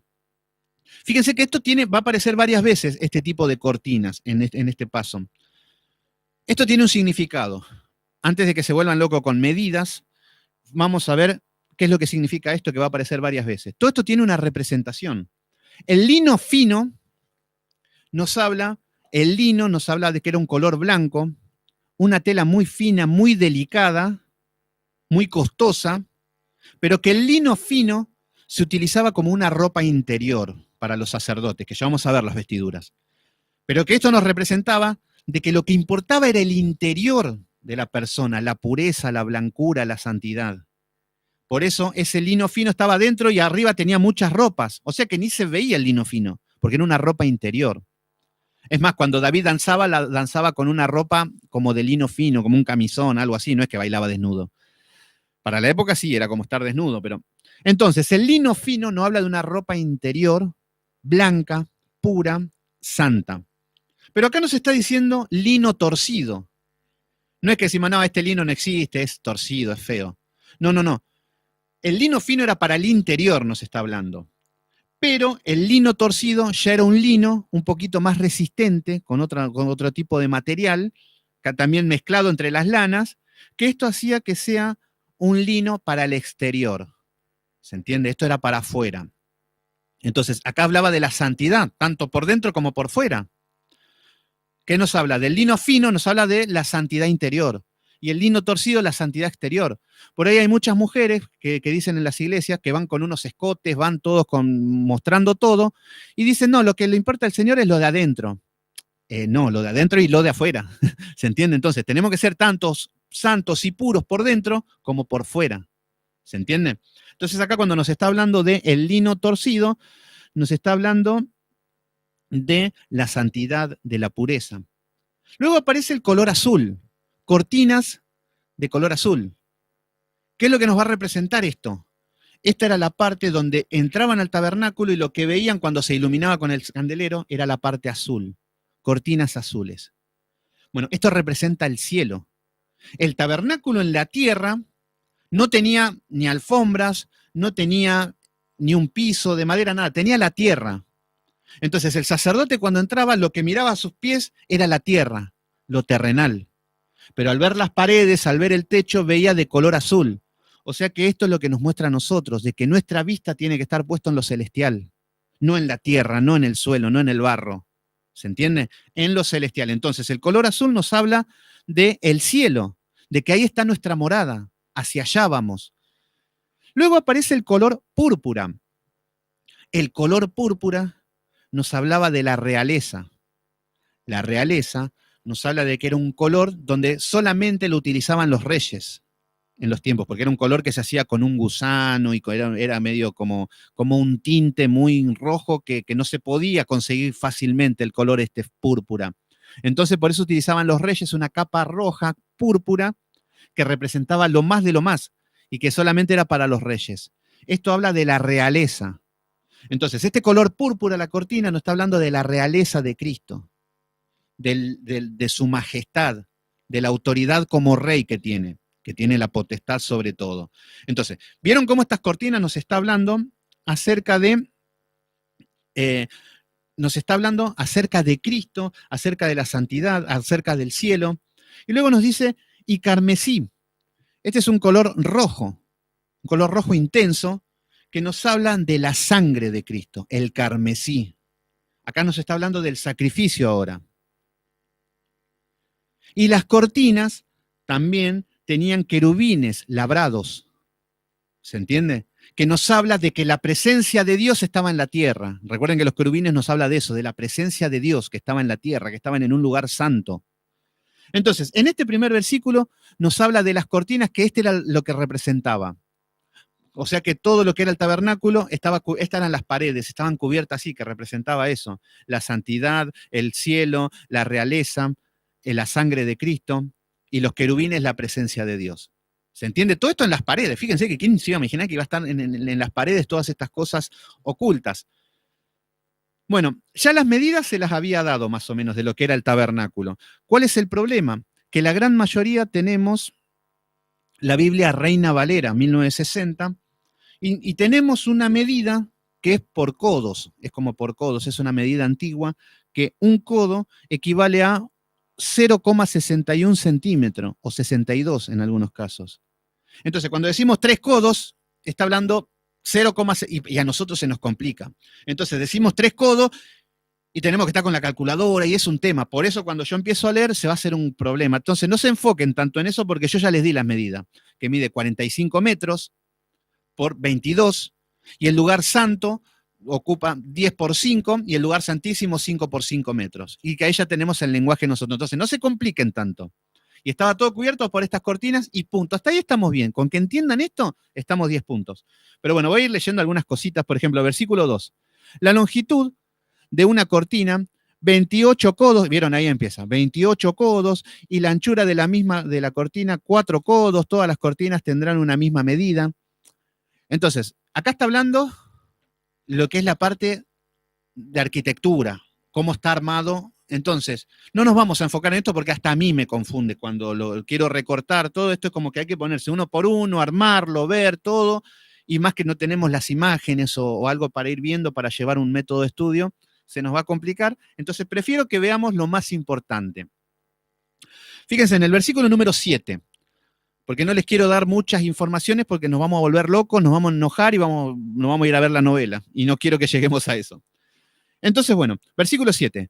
Asimismo harás cortina de pelo de cabra para cubrirla sobre el tabernáculo, 11 cortinas harás. Fíjense, acá está hablando de la parte de afuera. De la parte de afuera del tabernáculo nos habla de que estaba hecho con pelo de cabra. Pelo de cabra, decimos. O sea que por fuera la cabra era un color negro, el pelo de cabra era, si se dejaba largo, era medio hasta como rasta, se hacía, era un pelo feo y color negro.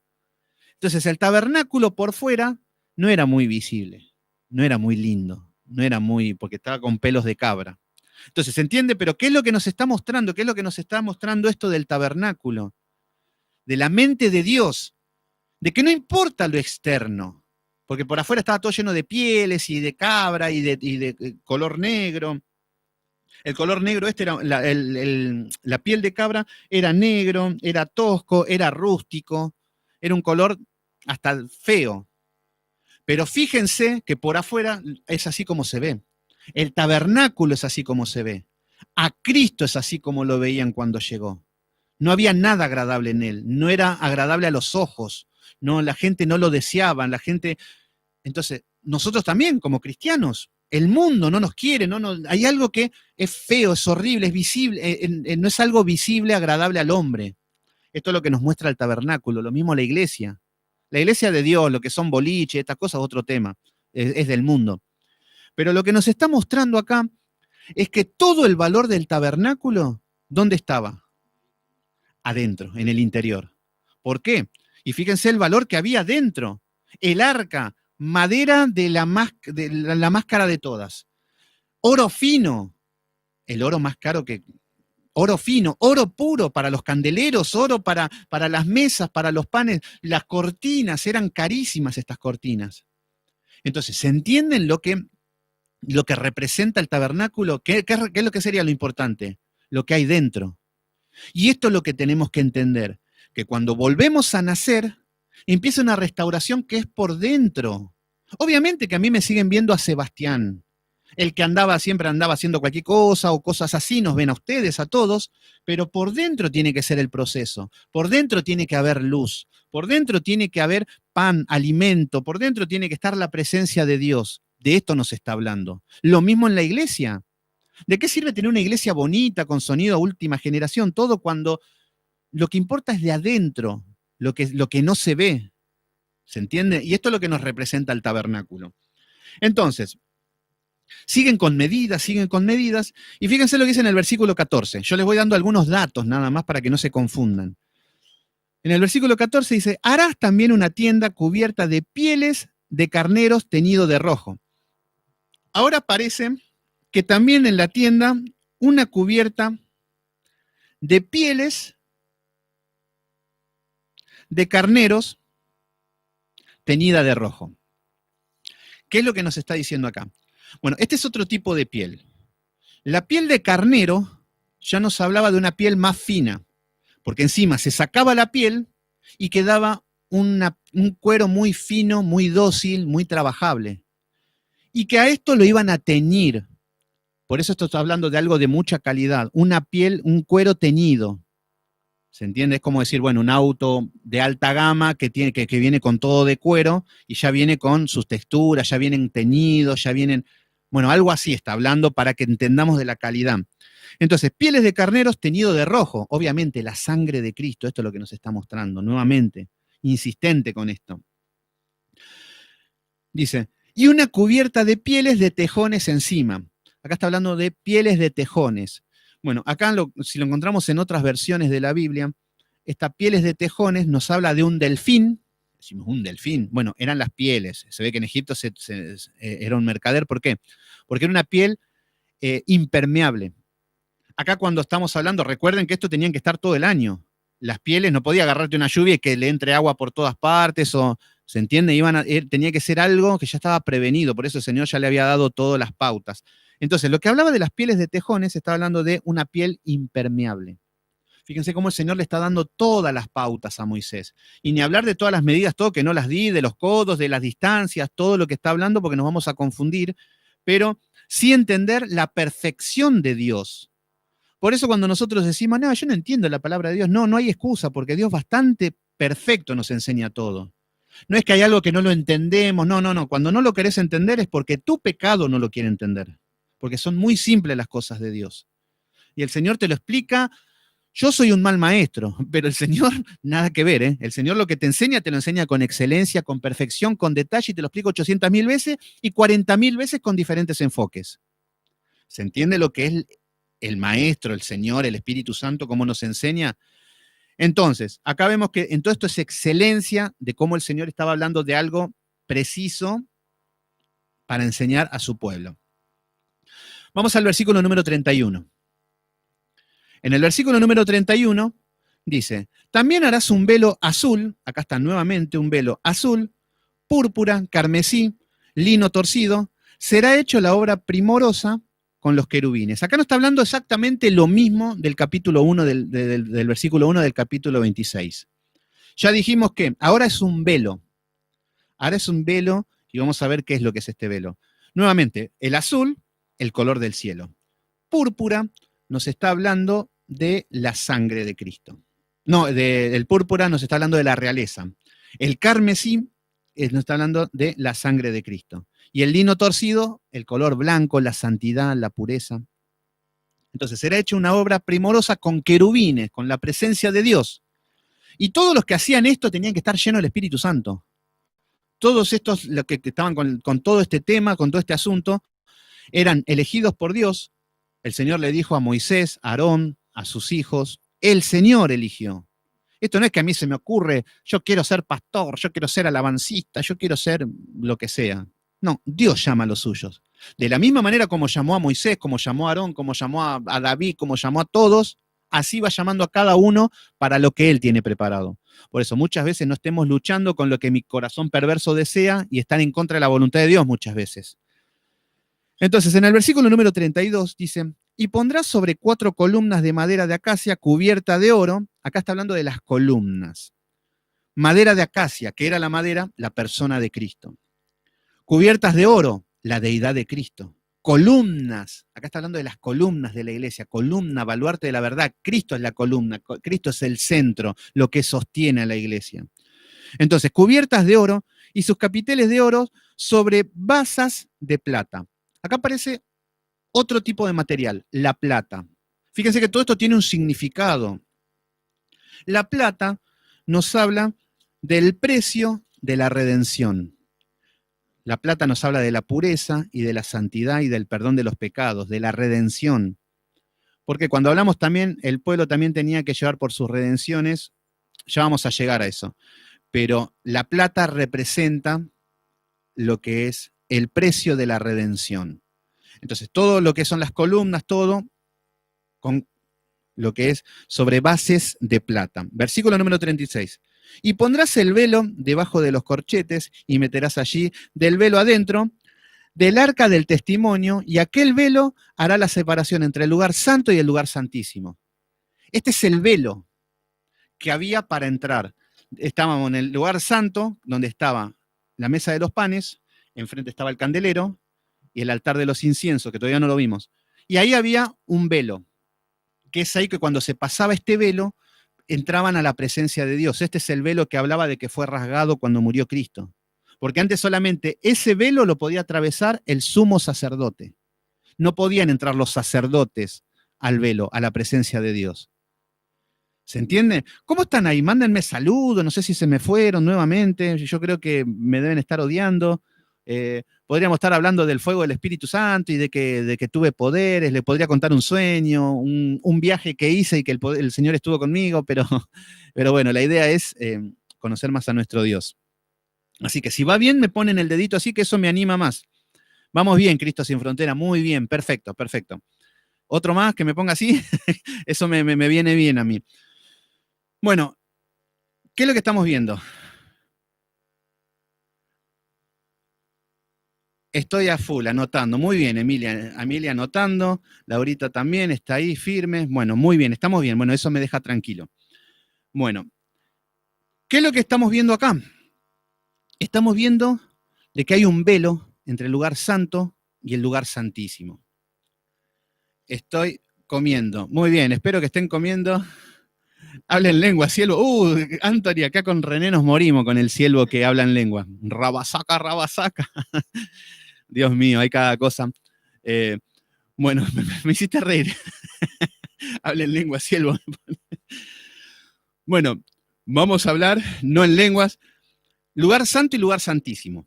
Acá dijimos que este velo que está hablando acá es el lugar santo. Emilia también se ríe con el Rabasaka. En el lugar santísimo entraban los sacerdotes. Y cuando atravesaban el lugar, el velo este, que es el que se rasgó cuando muere Cristo, pero ahí ya estaba el templo en Jerusalén. Este era un templo movible, digamos, una iglesia móvil para la época. Después se establece en el templo de... luego se establece el templo de Salomón, que esto estaba hecho con oro, con el piso de oro, todo que representa... A ver, en simples palabras, acá representa el tabernáculo celestial en la tierra.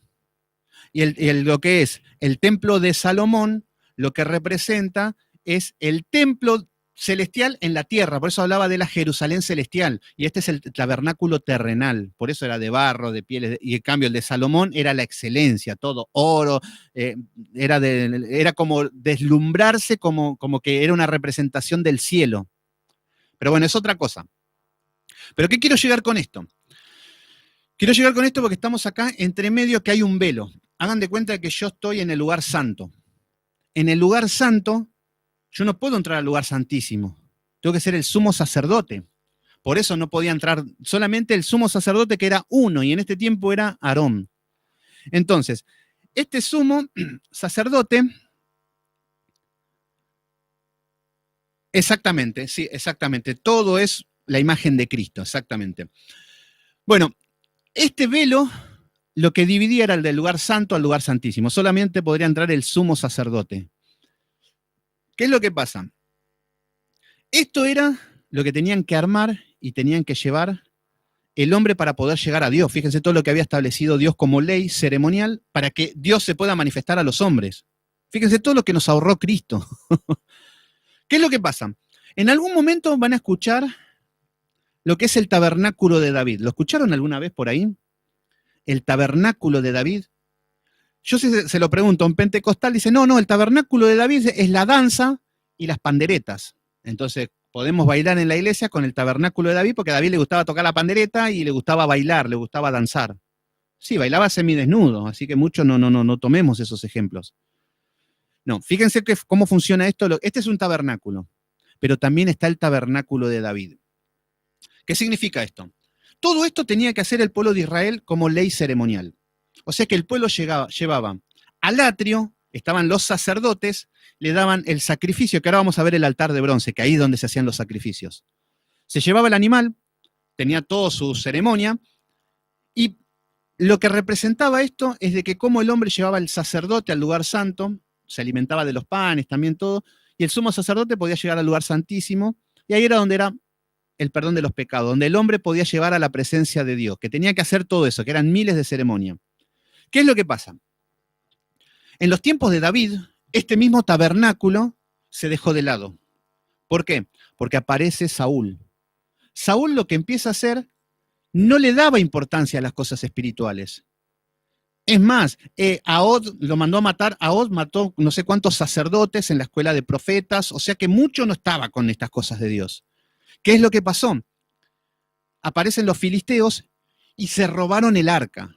Esta arca que estamos hablando de madera de acacia, forrada en oro, con el propiciatorio, todo se lo robaron los filisteos. ¿Qué es lo que pasó con esto?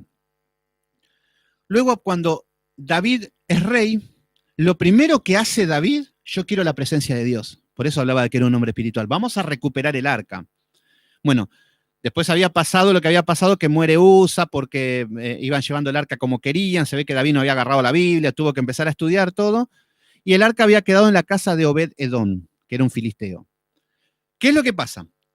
Después se enteran de que Dios había bendecido a Obed-Edom y a toda su casa. Entonces David, cuando ve cómo tenía que llevar el arca con las barras, con los levitas, con toda la ley ceremonial, tuvo que estudiar número, éxodo, todo. Entonces van a buscar el arca y la llevan como debe ser. Y David lo había ido a buscar y estaban bailando, saltando, tocando instrumentos, haciendo todo un desastre, y cayó la ira de Dios. Así que todo lo que están bailando y danzando en las iglesias es de temer. Encima que piden fuego, piden juicio. No sé cómo estamos vivos, gracias que Dios es bueno. Pero bueno, más allá de esto, ¿a qué vamos? David recupera el arca.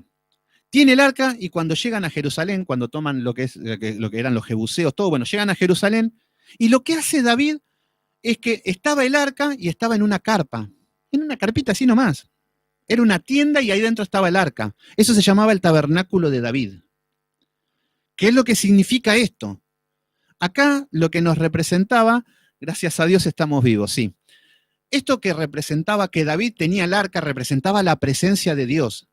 Entonces, por un lado estaba el pueblo de Israel haciendo todas estas obras ceremoniales, todas estas obras, el sacrificio, el altar de bronce, el sacerdote, llevaban esto, entraban al lugar santo, entraban al lugar santísimo y no estaba el arca. Y esto es lo que representa el sistema religioso, que hacen todas las obras religiosas sin la presencia de Dios, sin el Espíritu Santo. Así estaba Israel. Entonces, ¿cuántas iglesias hay que vamos y están cantando, que están leyendo la Biblia, que están predicando, pero no está la presencia de Dios? ¿Se entiende? Y esta es como la iglesia de Sardis. Tú que tienes nombre de que vives, pero estás muerta. Entonces, esto es lo que estaba haciendo el pueblo de Israel con todo este tabernáculo. Y al mismo tiempo, David lo que tenía era que él tenía la presencia. Entonces, David, cuando llegaba, iba a la presencia de Dios. Era una carpita simple. Hasta que David decía, no, ¿cómo puede ser que yo estoy durmiendo en una cama calentita y el Dios Todopoderoso esté en este lugar, en este sucucho? Bueno, pero lo que representaba era de que David solamente entraba a la presencia de Dios. No tenía que hacer ninguna ceremonia, ningún sacrificio, nada. Entonces lo que está hablando es que esto era el tabernáculo de David. Que él automáticamente, siendo David, llegaba a la presencia de Dios. Y a esto es lo que ya nos vamos a ir acercando a lo que Cristo hizo por nosotros. Que ahora nos podemos llegar, vengan con toda confianza al Padre Celestial, nos dice en Hebreos. De esto nos está hablando, que no hace falta que llevemos un sacrificio, no hace falta que vayamos al sacerdote, no hace falta que... No, ahora Cristo, ya se cumplió todo esto. Todo lo que era el arca de David también. No me hace falta ir al arca de David. Ahora voy con Cristo directamente. Entonces, lo que era el arca de David representaba un poco lo que iba a ser Cristo. Ya se acercaba más a la obra de Cristo, ¿se entiende? Bueno, es otro tema. Pero ya que estamos charlando de esto, seguimos con todo esto. Bueno, entonces, en el versículo 33 nos habla de que había un velo de azul, carmesí, todo, y este es el velo que separaba el lugar santo del lugar santísimo. Este es el que se rasgó cuando Cristo muere, porque esto es lo que dividía el hombre de Dios. Un velo había, no podía llegar el hombre. ¿Por qué? El hombre pecador, un Dios santo. Pero Cristo se pone, Cristo es el camino, Cristo es la puerta, y rompe ese velo y le dice, ahora ustedes son sumos sacerdotes. Ahora son sacerdotes, Él es el sumo sacerdote, Cristo es el sumo sacerdote, dice, a través de mí pueden llegar al Padre. Ni nos imaginamos lo que es esto, no sé si podemos llegar a entender lo que significa esto. Entonces nosotros ahora oramos y podemos ir a la presencia de Dios, no en un espíritu, en un ángel y cosas así que el hombre intenta con eso. No. Nuestras oraciones son escuchadas, nos podemos presentar delante de Dios así. Por eso también tenemos que llevar nuestras ofrendas santas con un lino fino, no vestidos así, pero sí por dentro, pureza, santidad, obediencia. ¿Se entiende? Y que también que para eso es el perdón de los pecados. No me hace falta llevar un sacrificio de animales.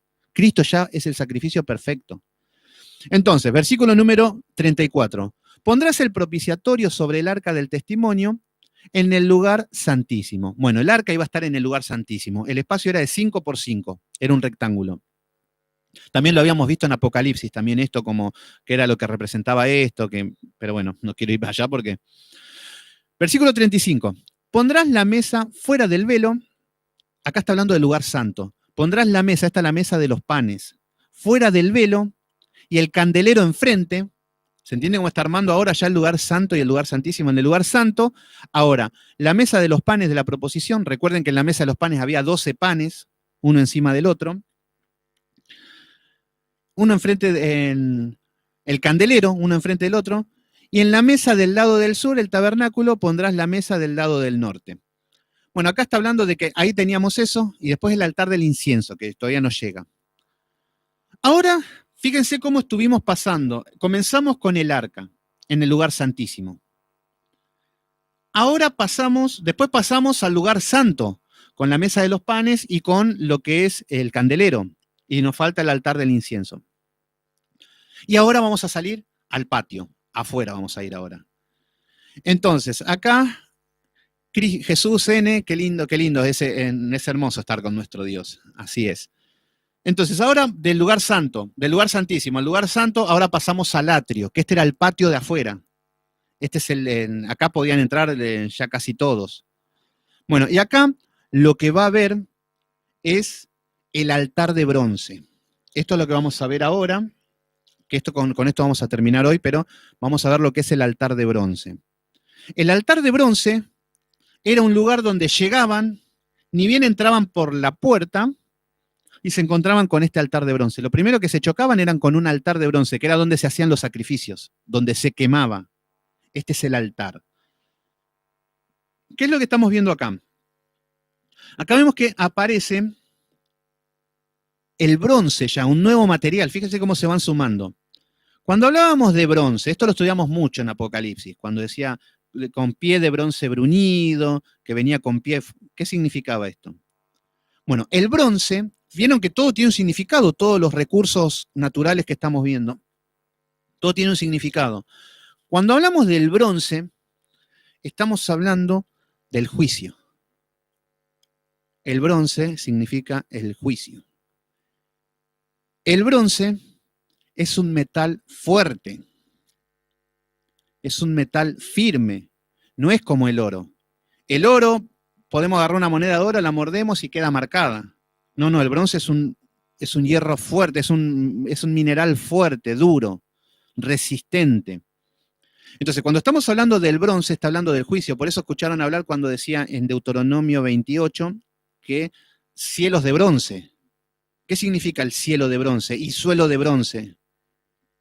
Esto significaba que cuando la persona está en pecado y están los juicios de Dios, los cielos están cerrados. No hay bendición, no hay prosperidad. Entonces los cielos están de bronce, todo te va mal, porque es un juicio. Y después aparecen los cristianos buenistas, no, Dios es amor, te ama tanto que nunca va a pasar eso. No, bueno, la Biblia nos dice otra cosa. Entonces, cuando habla del bronce, está hablando del juicio. Entonces, o sea que va a estar representado ¿con qué? Con el pecado. Es el juicio contra el pecado, esto es lo que es el bronce.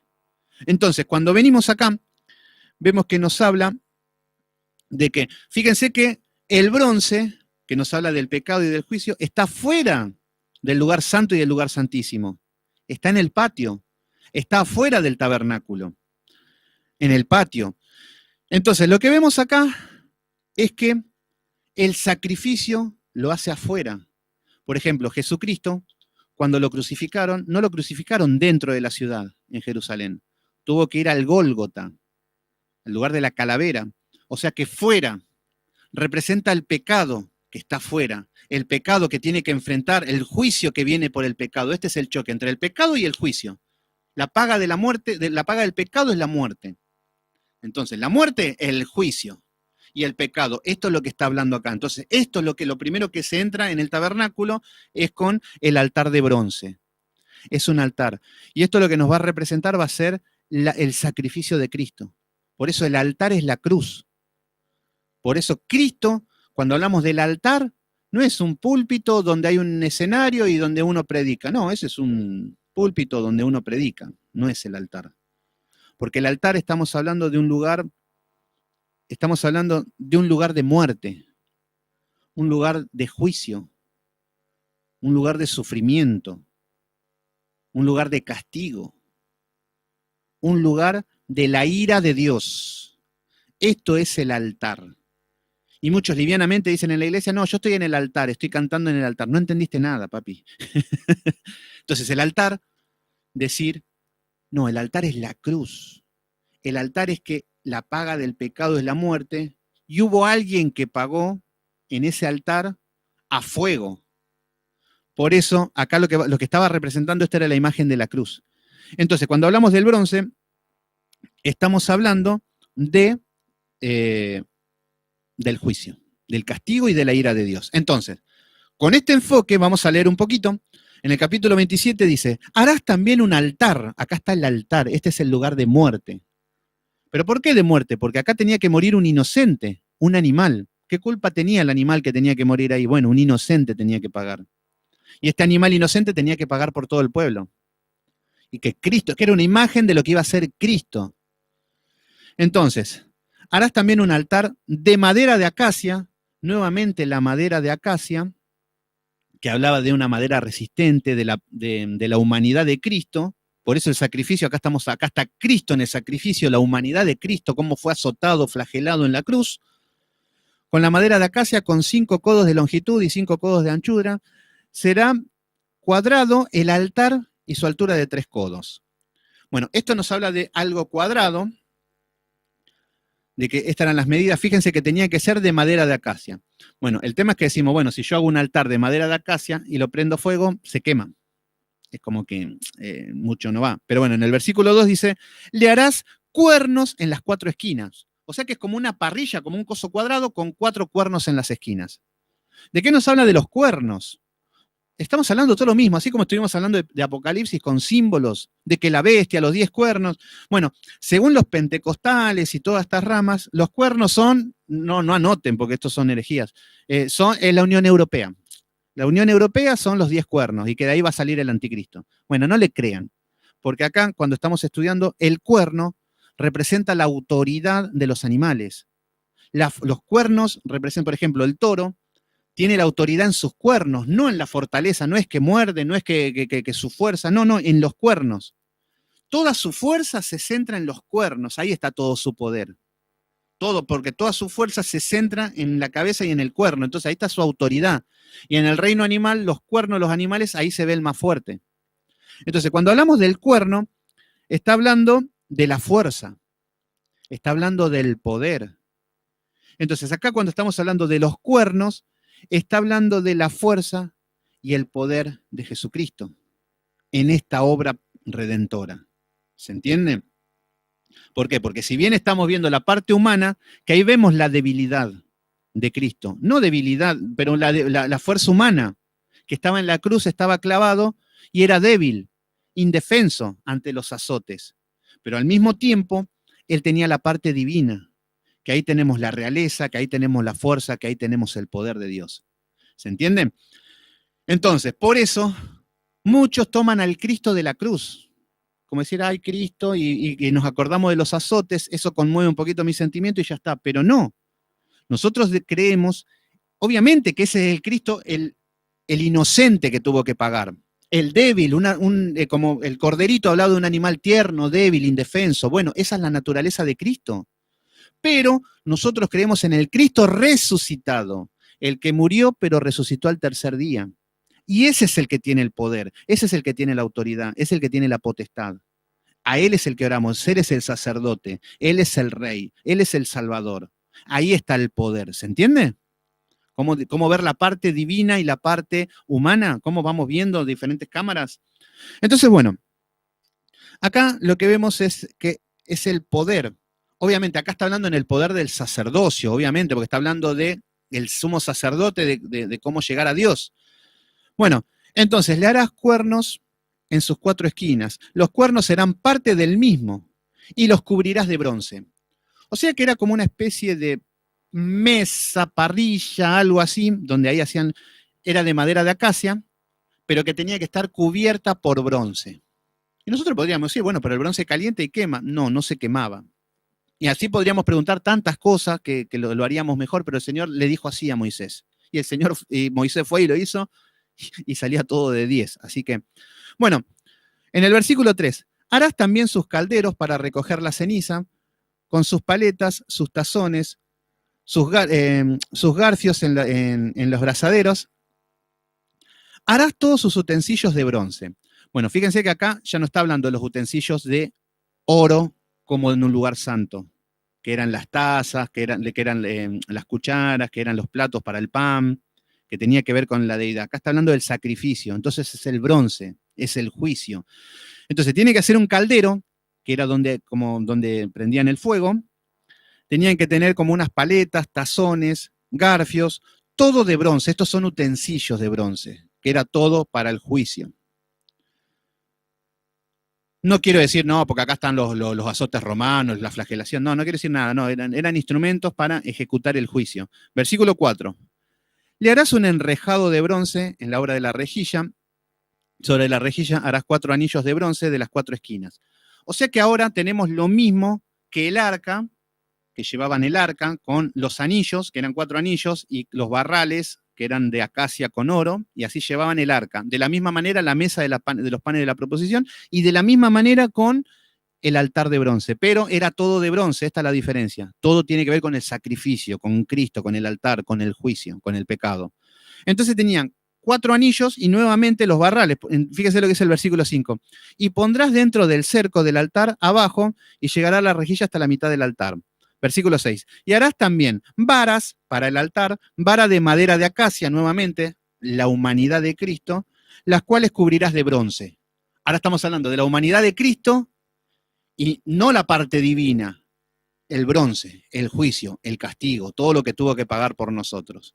¿Se entiende todo lo que nos está hablando de lo que es el altar de bronce? Todo estaba apuntando a Cristo. Por eso todo esto era velado en el Antiguo Testamento. Ellos no entendían que era eso. Pero en el Nuevo Testamento ya está revelado que todo lo que había antes era en Cristo. ¿Se entiende? Por eso no es necesario hacer estas obras ahora, porque el sacrificio ya está hecho. Por eso Pablo nos estaba hablando en Gálatas. Decían, ¿quién los ha fascinado? Ellos querían volver a hacer esto, pero ¿para qué? Si Cristo ya murió, ya el sacrificio está hecho, no hace falta. Ellos querían estar ciegos cuando habían recibido la luz. Ellos querían estar esclavos cuando habían sido libres. Entonces, seguimos un poquito más. Bueno, acá nos viene a hablar ahora acerca de, bueno, en el versículo 7, que y las varas se meterán en los anillos, bueno, de la misma manera, con las varas de acacia, pero cubiertas de bronce. Para esto tenían que haber artesanos, era todo un tema hacer esto. Y me imagino que no tenían una máquina, un torno, que bueno, que hacían todas que salían las barras. No, lo tenían que hacer todo, desde las varas, no sé qué instrumento, pero el Señor les dio la capacidad, les dio el conocimiento, les dio los recursos que tenían que utilizar para desarrollar esta obra. Entonces, acá lo que nos dice es que le hará los 4 huecos de la tabla de la manera que fuese mostrado en el monte, así lo haréis. Entonces, bueno, acá vemos que toda esta información la tenía Moisés en la cabeza. Acá vemos que todo lo que es bronce está en la parte de afuera. Todo esto lo que es el pecado, ya lo acabamos de remarcar, lo resumimos. Y bueno, entonces, el altar de bronce es el sacrificio, es la cruz. Por eso, no digan, no, Maldonado está predicando en el altar. No, cállate, Maldonado, anda a tu casa. Es como que es eso, es como que entender que lo que es el altar es la cruz, el juicio, el sacrificio. En este tiempo era la muerte de un inocente, un animal, que esto representaba la muerte de Cristo. Bueno, y vamos a ver un poquito acá acerca de el atrio. Ahora vamos a ver parte, porque acá estamos toda la parte de afuera ya en el tabernáculo, pero bueno, vamos a ver esto, por lo menos hasta el capítulo 28, así terminamos con esto. Y nos dice, asimismo harás el atrio del tabernáculo, al lado meridional, al sur del atrio, cortinas de lino torcido, nuevamente el lino torcido que hablaba de la pureza, de la santidad, de la salvación, de 100 codos de longitud para cada lado. Entonces acá vemos que siempre está hablando del lino fino que es más grueso, el interior es más fino. Versículo 10. Sus 20 columnas y 20 basas serán de bronce, los capiteles de las columnas y de sus molduras de plata. Bueno, acá ya estamos hablando de todo lo que es el territorio. Vieron que era de 45 metros por 22. Bueno, acá ya está hablando de esto. Vieron que son más columnas. No quiero dar tantas medidas porque confunde, pero sí que acá está hablando ahora de todo lo que es la parte de afuera, de los límites de todo lo que es el tabernáculo, los 45 metros por los 22. Que tenían que tener, fíjense, 20 columnas, acá tenían que tener 20 columnas con 20 bases de plata, de bronce, perdón. O sea que todo estaba, cuando llegaban tenía que acampar y hacer todo lo que eran 20 columnas de un lado, 20 columnas del otro, y así todo con las medidas perfectas tenía que ser. Con las patas, con las bases, tenía que ver todo con... Qué bueno, Jesús N, que hayas conocido lo que es el bronce. Por eso, esto cuando van al libro de Apocalipsis van a ver que Cristo viene con pies de bronce bruñido, va a hablar del juicio, que venía a la iglesia a ejecutar juicio. Bueno, todo tiene que ver con eso. Pero con todo, también vemos el carmesí, lo vamos a ver en todas partes, la realeza también del púrpura. Bueno, todo tiene el mismo significado bíblico. Bueno, entonces, acá lo que vamos a ver es que tiene estos estos 45 metros de largo, estos 22 metros de ancho, esto es lo que nos habla todo, pero con medidas de columnas, con medidas de codos, y no los quiero confundir con esto. Versículo 16. Y a la puerta del atrio, ¿quién es la puerta? Jesús. Acá estamos viendo que Él es el camino, la verdad y la vida. Por eso nosotros entramos por la puerta, no por la ventana. Entonces, para la puerta del atrio habrá una cortina de 20 codos, azul, púrpura, carmesí y lino torcido. Nuevamente lo mismo. Esto tiene que ver con la entrada. Entonces, bueno, acá nada más que quiero que vean eso, lo que es las medidas de los límites geográficos, digamos, para que entendamos lo que es la parte del atrio del tabernáculo. El atrio es el patio externo. Esto estaba al aire libre. Acá podían entrar, hasta a llevar su sacrificio, podía entrar cualquiera, hasta un hombre en pecado, un pecador, todo. Esta sería la iglesia del atrio, pero que sí a través del sacrificio. Sin sacrificio no podían llegar. Bueno, le voy a dar por lo último que está en el versículo 20, que habla del aceite para las lámparas. Fíjense cómo ahora se suma el aceite para las lámparas. Dice, y mandarás a los hijos de Israel. Fíjense que acá estaban hablando de cierto pueblo, de cierta familia. El Señor elegía que traigan el aceite puro de olivas machacado. ¿El aceite de qué estamos hablando? El Espíritu Santo. Y fíjense que está hablando de aceite puro de olivas machacadas. Bueno, machacadas nos habla de que cuando Cristo estaba en Getsemaní, Getsemaní nos habla de aceite prensada. Esto es lo que Cristo estaba haciendo cuando estaba antes de ir a la cruz, en Getsemaní, Jesús estaba orando y hasta sudaba gotas de sangre. Acá lo que nos hablaba es que estaba siendo prensado psicológicamente, mentalmente, espiritualmente, físicamente, todo lo que estaba comenzando el tormento antes de ir a la cruz. Y esto es lo que significaba Getsemaní. Aceite prensada, machacado, es como que lo que estaba empezando a vivir Cristo. Por eso acá nos está hablando de que el aceite y el Espíritu Santo en visión a lo que es esa noche también. Entonces por eso nos dice aceite de olivas machacado, puro de olivas machacado, para el alumbrado.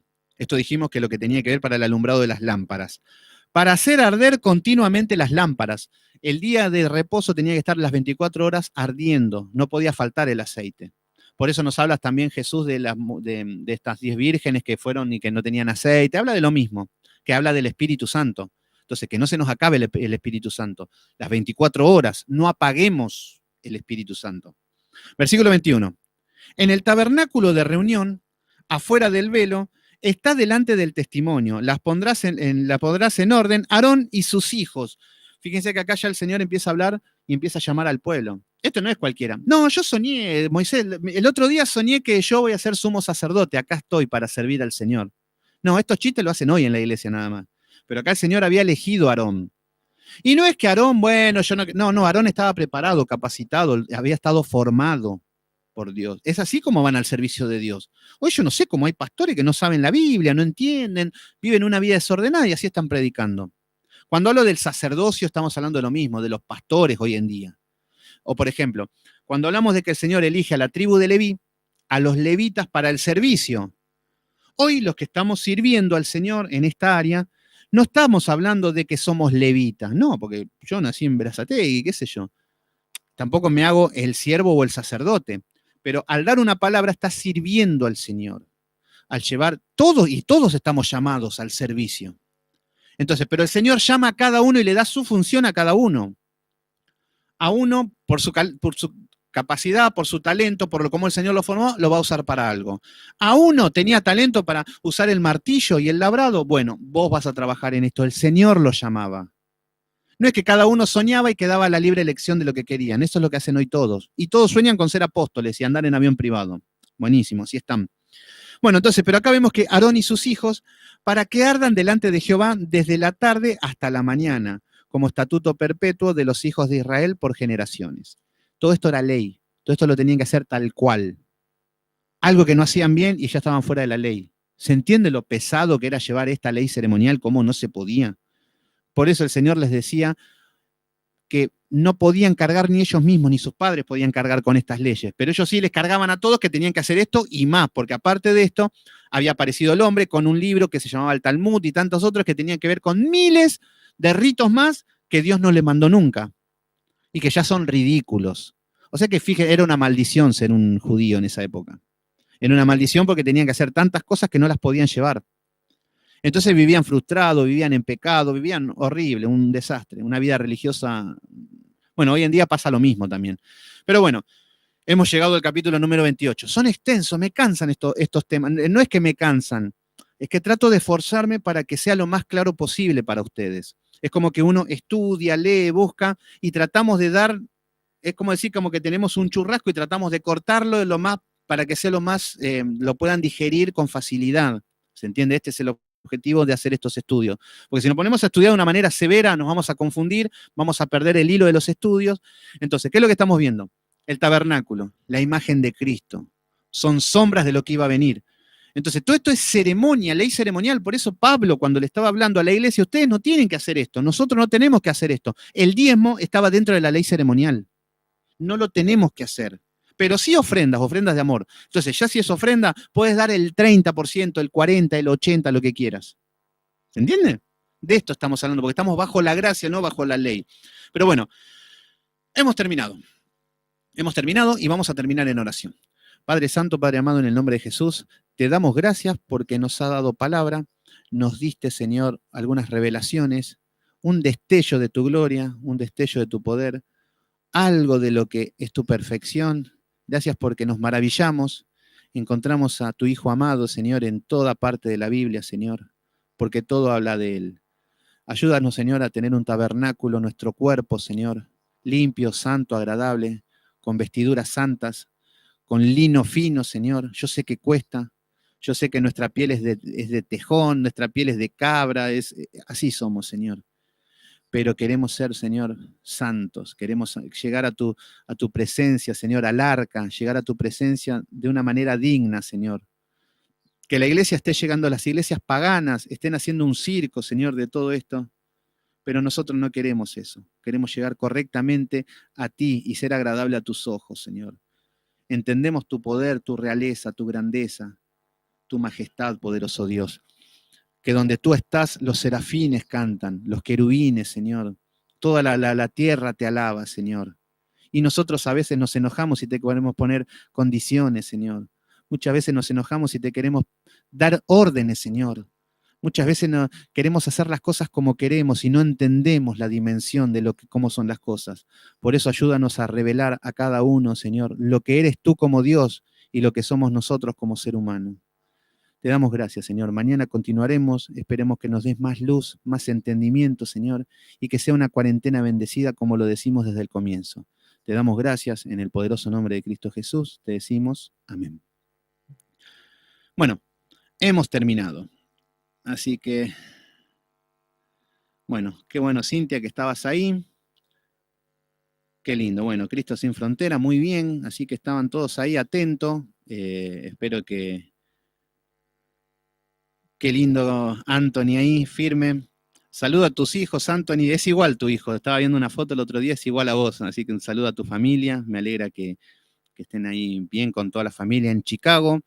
Emi, así que qué bueno que hayan tomado nota. Es un tema muy extenso, muy largo. No se toman con seriedad en las iglesias. No se enseñan, qué loco. Enseñan cualquier cosa menos. Pero bueno, todas estas cosas nos van a ayudar. Así que Cristo, Jesús también, Jesús que estás ahí, amén. Qué bueno que entendiste lo del bronce, que tiene que ver con el juicio y Cristo. Así que bueno, mañana continuamos, mañana 19:30 horas, seguimos, mañana viernes. El sábado yo no lo voy a hacer el estudio, así que sí, tratemos de estar en comunión, Laurita, en Facebook, WhatsApp, cada uno vayan hablando entre todos. Los grupos no soy muy amigo porque siempre se confunden cosas, pero sí que podamos tener el trato cara a cara con todos y hablar. Así que, bueno, el sábado ya aviso hoy que no tengo que hacer unas cositas, pero no. Así que mañana continuamos con el tabernáculo y el domingo sí, el Día del Señor, como siempre, 16:30 horas. Pero bueno, nos estamos viendo mañana 19:30 horas. Que Dios los bendiga.